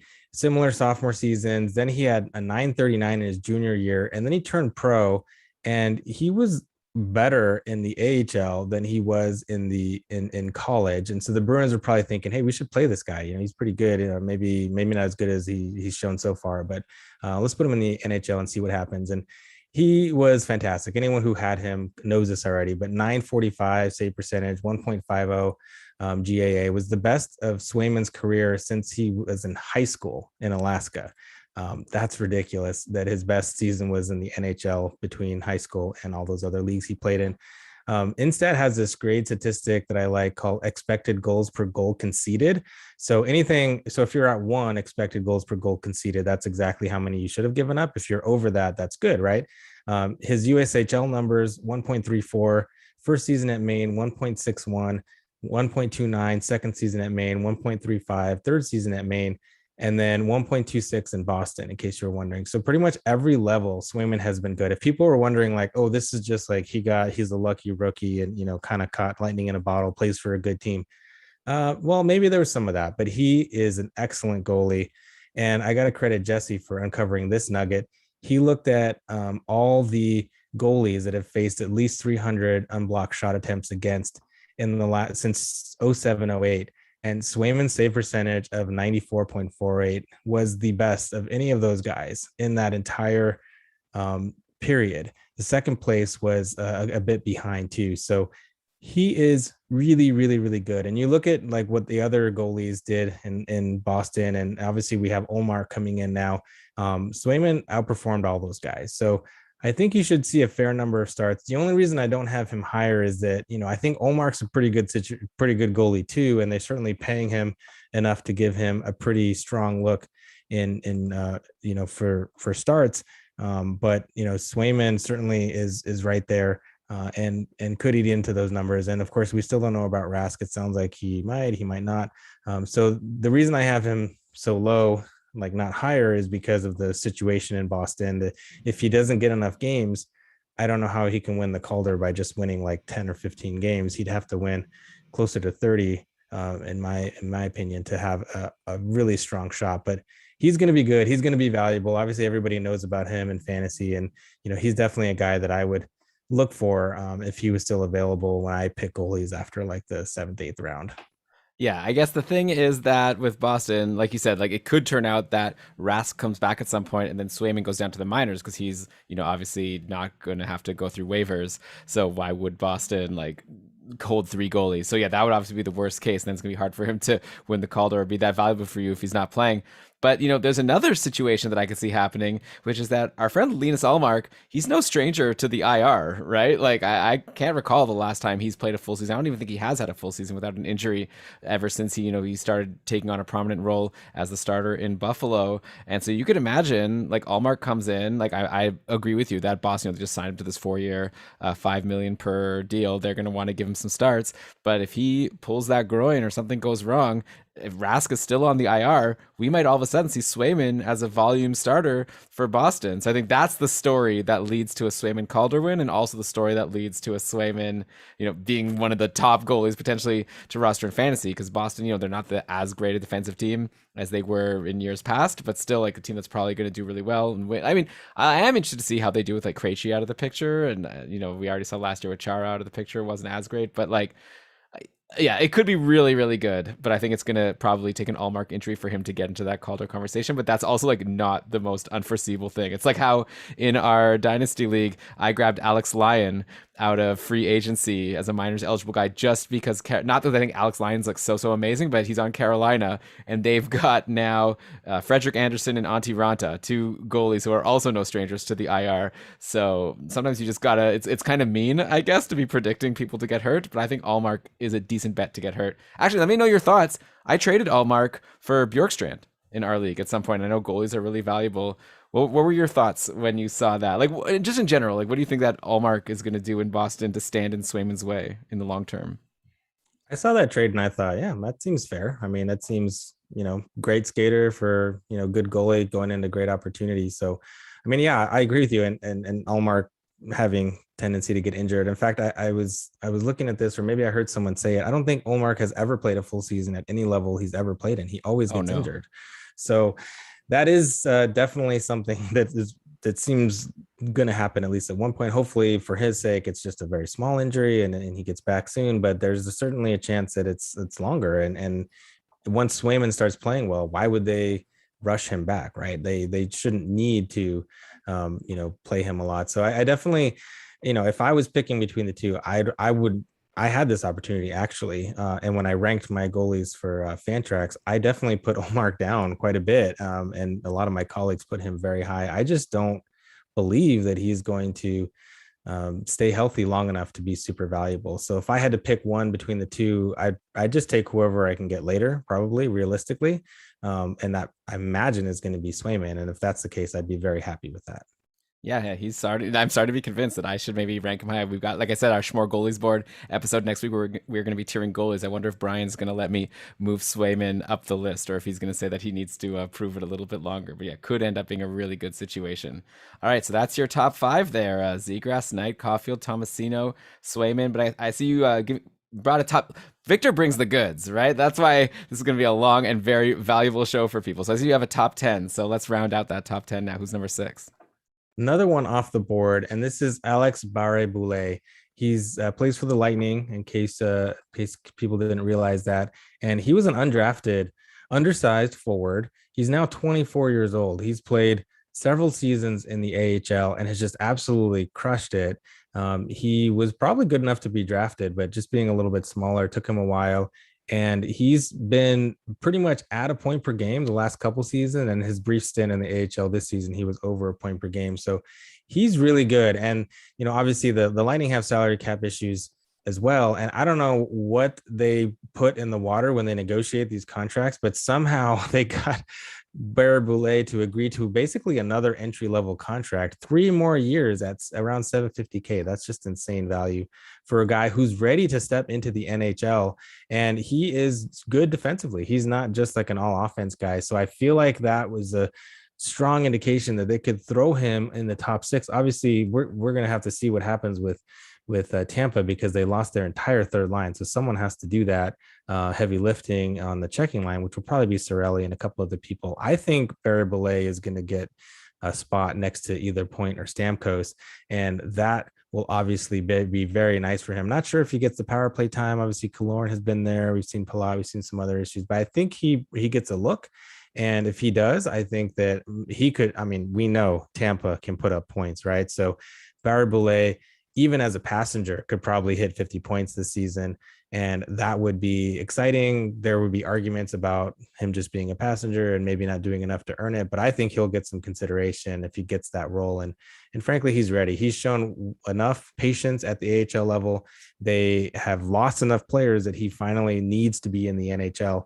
And I think that he's going to show that he's ready, and they're going to give him the opportunity and he's going to run with it. So I like Alex Barre Boulez. I think that he's exciting. He's going to be in the NHL because he can't be put in the minors now. So it's his opportunity to lose, and I think he takes it and runs with it. Yeah, I mean, definitely, like you said, if he's going to play on a line with one of these superstar guys on Tampa, then it's going to be hard not to get some points. I'd imagine like you've got Kucherov, Point, Palat. That was a very successful line in the playoffs. So that leaves you with Stamkos, Cirelli, and someone, I guess, to be on that second line. You'd imagine Alex Killorn is probably the front runner, but if not him, then maybe Barre Boulez takes that spot, or maybe just, take some time into the season. So yeah, the potential for a good spot playing on a line with Stamkos. So yeah, hard to imagine him winning the Calder. Again, that argument of like you would have to do really well to not just have people say it's just because you were playing with Stamkos, but definitely another guy in terms of fantasy purposes that I'll be having on my watch list. And if he's getting on that second line, I'll be interested in seeing what he can do. Yeah, definitely. And as much as I love Anthony Cirelli, I think he probably slides down to the third line in more of a checking role because they need that. So we'll see if he does that and Stamkos centers, which he hasn't really done a whole lot of center lately, but that would open up 2 top 6 winger spots. So interesting. That would make it more likely. We'll see.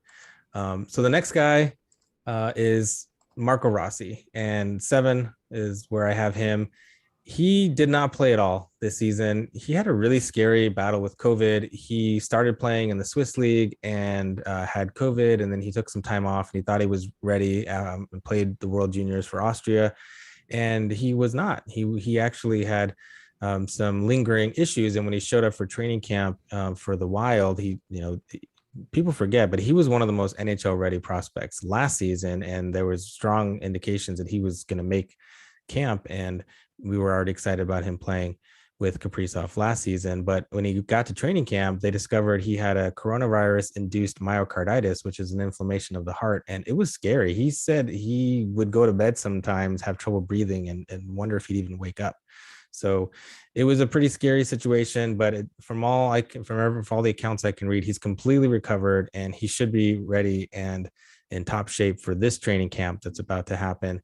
And I already mentioned him being ready for the NHL.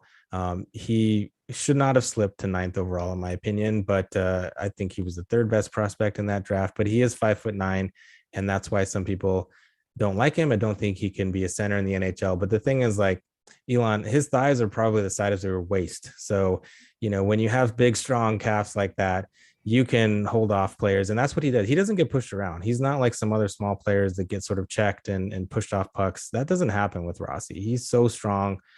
He's kind of like Crosby in that way. Not that he's going to be as good as Crosby, but kind of that situation.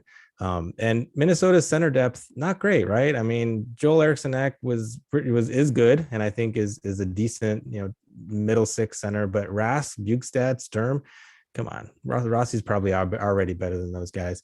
And I think they have some pretty decent wingers that could help him out, do some of the heavy lifting for him, and he can help distribute the puck and get some points. So just a reminder that, if you look at hockey prospecting, if you correct for all prospects under 117 games played in the NHL, which I'll tell you what that means in a second, but Marco Rossi has the highest star potential of any of those guys.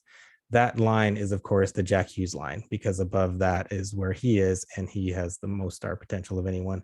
So I like Rossi a lot. I think that he probably steps in, earns a role, probably starts off lower on the depth chart, maybe as like a 3C, earns his way up, but I think he's just going to click with the high offensive guys, your Fiala, your Kaprizovs, and he needs to be in more of an offensive role, maybe your Boldies. So I like him.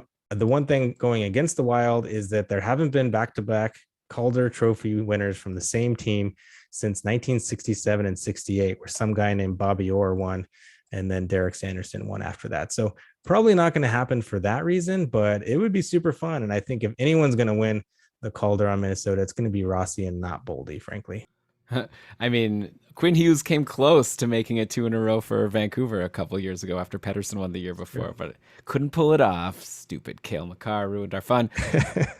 But yeah, I guess Rossi, and I kind of get the sense that if you're a center, if he actually goes to center the top line, is playing with Kaprizov, and he gets, he's going to get a lot of points. Victor Rask was even I mean, he actually even still didn't get a lot of points, even though Kaprizov and Zuccarello were doing really well on that line. But you'd imagine he'd get some more credit than like a winger, just because he's the center. It's a tougher position. So yeah, if he can get that spot, that would be definitely very interesting. Definitely someone I'd be looking to draft if I see in training camp that he's playing, and even if he's playing on a line with like Fiala and someone else like Eriksson or whatever, or maybe Eriksson then centers the third line. Like we'd have to see how that works out. Or no, or sorry. Fiala. Actually, let me just check. Who would it be? One sec. Sorry.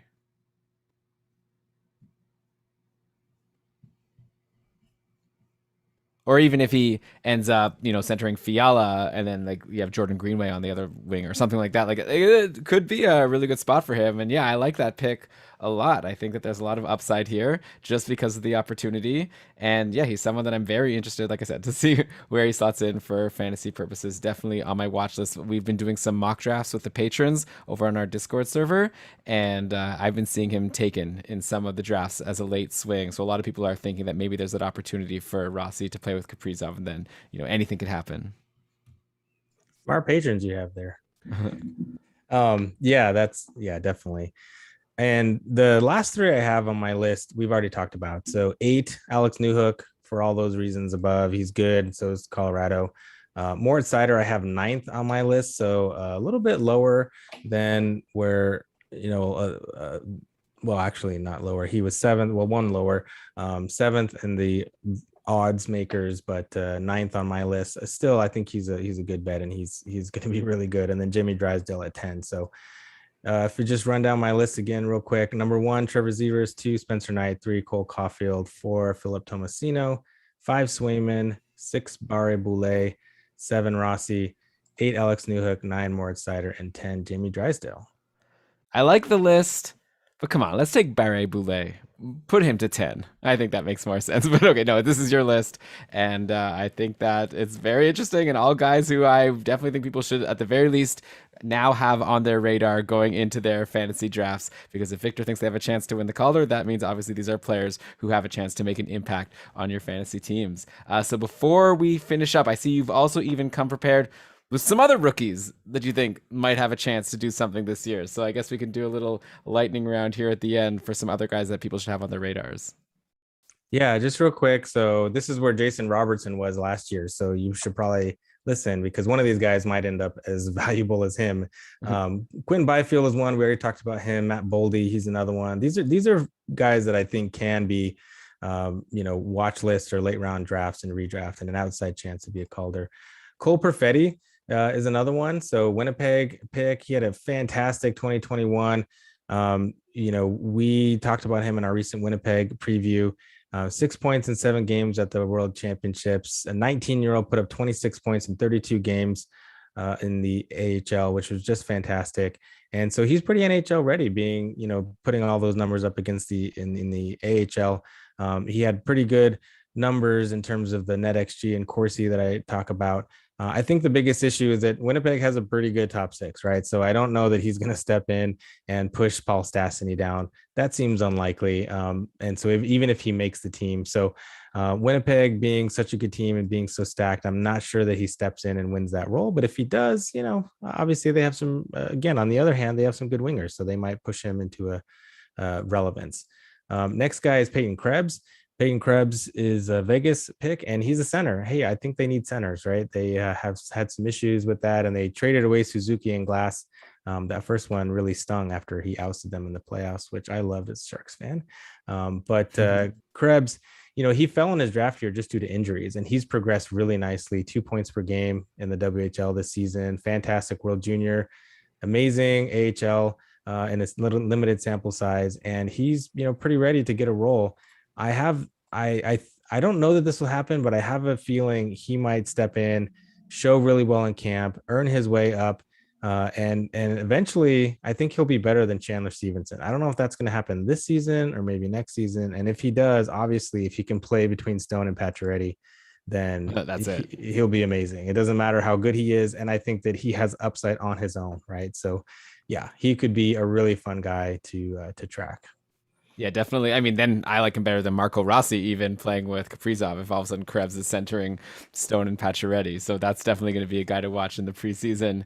And Perfetti, yeah, I agree with you there. That is just tough to see him bouncing someone out of that top six. But Sassy only signed a 1-year contract, so maybe like next year we can be talking about Perfetti as a maybe the front runner for the Calder potentially, depending on. I guess there's some good players that are going to get drafted in 2022.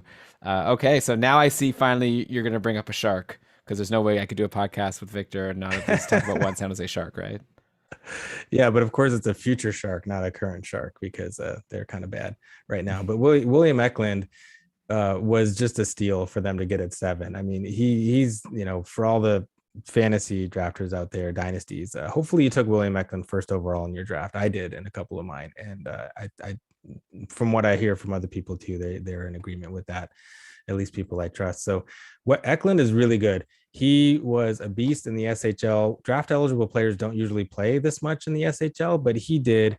And, he was on not the best team, but 23 points in 40 games was just phenomenal for Drew Gardens. And I have this list of players that did similar or better than him in the SHL in their draft season. Are you ready, Leland? I know you love lists, right? Let's do this. Yeah. So here they are: Kevin Fiala, Elias Lindholm, Nick Backstrom, Henrik Sedin, Daniel Sedin, Marcus Naslin, and Peter Forsberg. I think some of those guys are pretty good. Yeah. That's it's a pretty good company. So you're locking it in, William Eklund, as good as the Sedins. Here it is. Yeah, that would be a pretty hot take. No, I'm not saying that, but he certainly has the pedigree at this point. He looks better in some of the statistical models, but interestingly though, the Sedin twins didn't look that amazing in some of those regression models that you look at, but obviously they were amazing. So no, I'm not ready to say that, but he is really, really good. And I mentioned before, better than Holtz and Raymond in this season, which was their draft plus 1 season and his draft season. So top down hockey, which Patrick Bacon runs, has a model for projecting star potential. And he has William Eklund 71% chance of being a star and basically a 99% chance of being an NHLer already, which is phenomenal. There's only a few prospects that have a higher star potential than him, and that's Tim Stutzla, Anton Lundell, Alexei Lafreniere, and Ty Smith. Those are the only 4 prospects of any of the prospects that you could name that have a better star potential than William Eklund. That is a phenomenal thing to be able to say. He's a great skater. He's got amazing elite hockey IQ. And what's interesting is that he was planning on playing in Djurgården, and he is on loan there right now. He's at their training camp. He did come over for the Sharks development camp and played on a scrimmage that I wrote about over at the Hockey Writers. If you want to check that out, there's some videos too. That was a good article. But he has said that he is willing and ready to play in North America this season, even if it's in the AHL. So I don't think that any of these 2021 guys are going to play in the NHL this season, but it might be Eklund if it's anyone, frankly, which is kind of surprising from the 7th overall pick. All those Michigan guys are going back to Michigan, which is going to be fun because they're going to wreck the NCAA. But, if he gets called, he'll probably start in the AHL, but he may make the team. If he does, he gets called up. I mean, he could go off, and obviously the Sharks don't have a strong supporting cast, but they have enough players that I think could help him, get to a pretty decent point total, even if they're bad defensively. So Eklund, yeah, he'd be fun. They're very dark horse, but I would love to see it as a Sharks fan, but I think there's some realistic opportunity there for him. That's very exciting. Okay, so maybe not the best chance to play next year on the Sharks, but you're saying definitely the best player from the draft. Small chance that he can even at least maybe start the season in the AHL, get called up. We'll see what he can do. Obviously, you've mentioned some great company that he keeps with people who have had similar stats in the same league as him in their draft year. So, okay, William Eklund, noted. And I feel like he's probably another guy like Cole Perfetti that we might be talking about next year, much higher up and earlier on in the podcast. Yeah, definitely. If he doesn't get enough games this year, watch out next year. And then the next guy is another Shark, Jonathan Dahlen, who has had quite the saga, but drafted by Ottawa, traded to Vancouver, then struggled in the AHL, went back to the SHL, and played for his hometown team of Timrå, who he actually helped get promoted to the SHL from the Allsvenskan, and then they got relegated when he left. And then he said he wanted to go back there and help them get re-promoted to the SHL, and he did just that. He tore up the Allsvenskan. It was really remarkable to see. there haven't really been too many guys who did what he did in the Allsvenskan. He had the first and third highest point total and the fourth and fifth point per game mark of any Allsvenskan skater under 24. Of course, the caveat is not a lot of Swedish players play in that league because it's the second division league, but a few notable guys have: Carl Soderberg, Patrick Berglund, Pierre-Edouard Belmar, the new fourth line center for the Lightning, and Dahlin was better than all those guys. So, he's coming to the NHL. He is on he's on a contract that he can't be sent down. So he's going to be on the Sharks, and I think he either does really well or he kind of fizzles out and goes back to Sweden. So he can't go down to the AHL.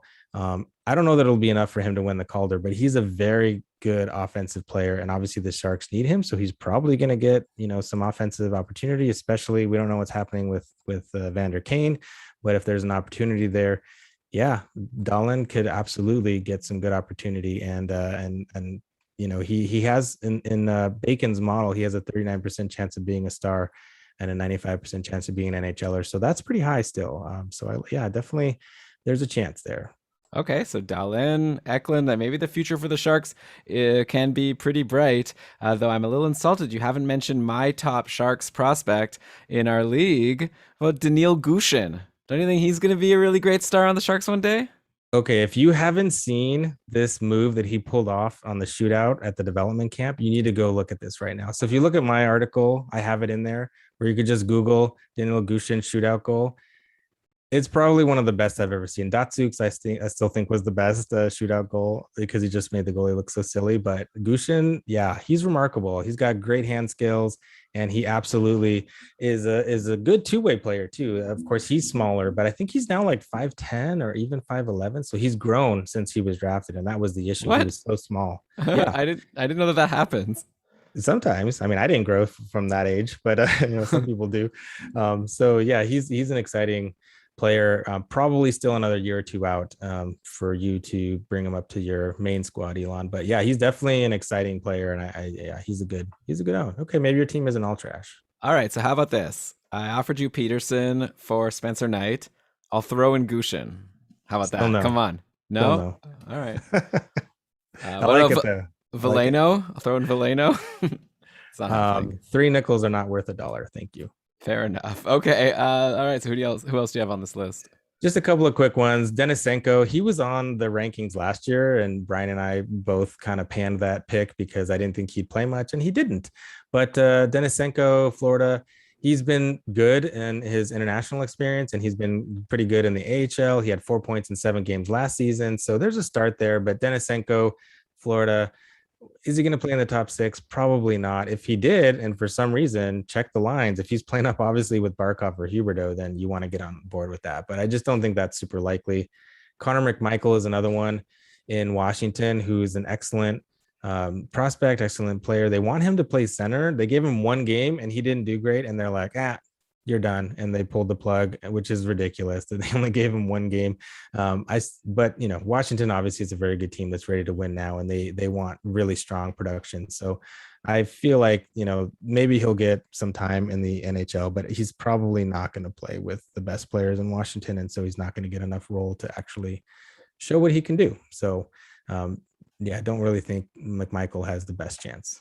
Yeah, I guess it's the kind of thing both with Denisenko and McMichael. Like if there's an injury on their team, that's when you maybe want to jump on them in a 1-year league or like consider them as someone who might do a lot better than you're expecting. But yeah, Florida looks so stacked in their top 6. Plus they have Owen Tippett, who probably is ahead of Denisenko still since he played games last year. I know also people are into Lundell. So Florida's they got good prospects. They've got good other players. They're just stacked all around. And they've got Spencer Knight. Well, who doesn't Florida have? They're stacked everywhere. But anyhow, okay, so that, I guess, covers your full list. You still have some more players you want to throw at me? I'll just briefly say we've kind of teased that there was, mentioned Nedeljkovic, and yeah, he is eligible for the Calder after playing 1 fewer game than he needed to be not eligible. So that's kind of hilarious. But, Detroit's not Carolina. Everybody knows that. I don't think he wins it. There's a bunch of defenders: Evan Bouchard, Bowen Byram, Jack Rathbone, Kalen Addison, David Ferentz. I think all of those guys are really good, but I just don't think any of them get the role. Maybe Kalen Addison, because, Minnesota does, they have obviously Dumba and Spurgeon. So I doubt they hand the reins over to Addison, but he's pretty good offensively. Bouchard took a big hit when Barre signed there. And so I don't think he gets that role. And Bowen Byram, obviously, Cale Makar ahead of him. So I like all those guys, but I just don't think they're going to be able to do enough to actually warrant the consideration. So yeah, just guys to keep in mind. But they might be valuable at least at times in redraft. And certainly if one of those main guys gets injured, you got to know who the next guy up is. I recall at some point, did you say, I might be wrong about this, did you say at one point that like Bowen Byram might be like as good as Cale Makar, but just like, he's not going to have the same role as Makar, so he's not going to be able to produce as much? Is that something you said? I feel like I heard you say that. I did. So when you look at the statistical models, he was better at the same age than Makar. Makar is a total freak. Like he basically his season came out of nowhere, where he was just like all of a sudden amazing. So that's where scouts are in the big bucks, because he had never put up the numbers.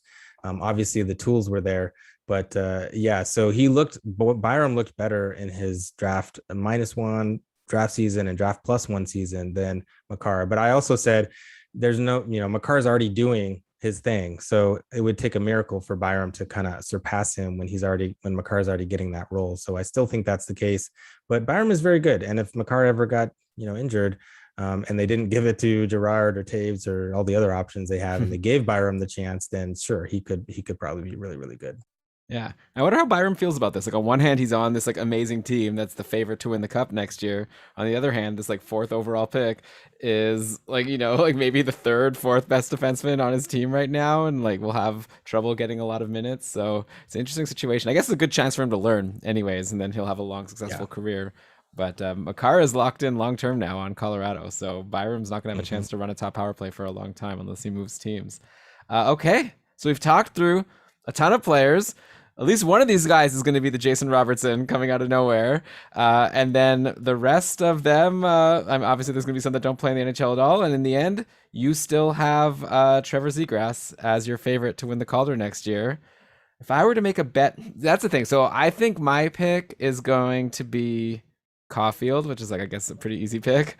But in terms of someone I would make a bet on, I like that Spencer Knight at 8-1. And I think I also like that Jamie Drysdale at 25-1, just in terms of trying to get a big payday. So this was a blast, Victor, going through all of these players. I guess before I let you go, you've got to tell everyone how they can follow all of your great work. But I'll say right off the bat, Fantasy Hockey Life podcast with Victor and Jesse is like a really fantastic podcast, like especially if you're into prospects. I think it's the best you've got out there. And but yeah, these two are really great, know a lot about hockey just in general also. So but I'll let you promote officially your podcast and all your socials.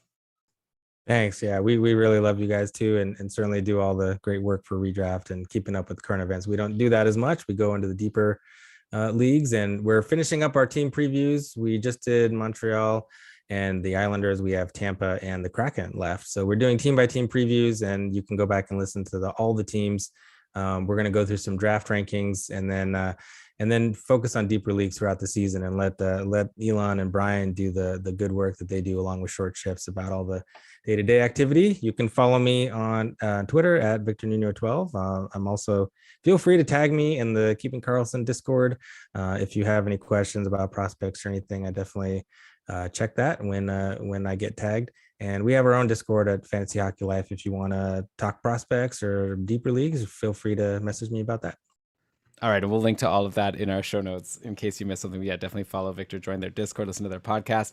By the way, don't sell yourself short in terms of your redraft skills. You were in Tier 3 of the Keeping Karlsson Ultimate Patron Fantasy League last year. You came 2nd place. I guess you just got a heartbreaker in the finals, but you're going to be in Tier 2 this year. I might be playing against you in the couple very soon. Either if I fall or you rise, probably like both will happen, and then we'll miss each other. 2 ships passing in the night. But yeah, you definitely have your skills. And for anyone listening that wants to test out their redraft skills, it's not too late to register for the Keeping Karlsson Ultimate Patron Fantasy League. Registration deadline is September 13th, and anyone listening to this podcast can play. So just check out cupful.com, see if you're interested in joining our awesome league. We have all the information there. We did a podcast about it a while back. And if you become a patron of Keeping Karlsson, you get to join our league, and also you get to have fun in our Discord community where you can ask Victor lots of prospect questions, like he said.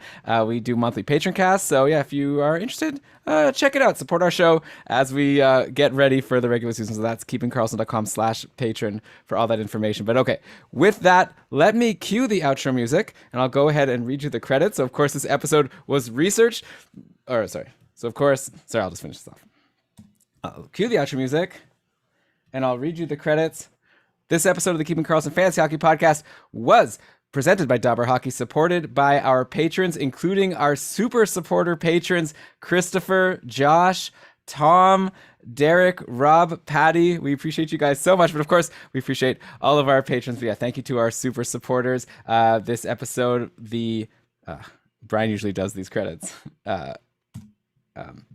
Logo art for our show came from BrandonWeeb.com. Outro music by Pat Roach. And of course, this episode was researched by Victor Nuño, who shared all of his prospect expertise. And once again, listen to the Fantasy Hockey Life podcast. Follow Victor on Twitter. But okay, thanks so much again, Victor, for coming on the podcast. I really appreciate it. I'm sure people are really going to love it.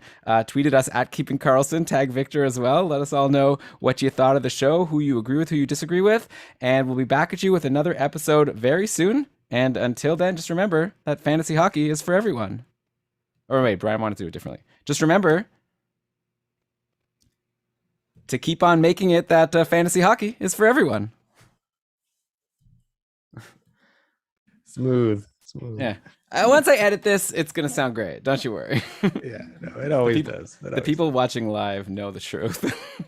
But oh yeah, we do that all the time too. Like, oh, that was dumb. Let me say that again. Actually, I don't think we do it as much as you guys do, just because I'm a perfectionist. Not as much back and forth. Yeah, you are a perfectionist. That too. Yeah, I have like 20 edit points right now in this episode. Like, but mostly. See, you do that. I keep telling Jesse, like, why don't you just write down the points where you go back and edit? He's like, I'll just listen to it. It'll be fine. And then he missed. Cam Robinson dropped a couple of F-bombs on our thing. And I was like, dude, you missed one. And he's like, oh, shoot. And then I put it on our podcast also.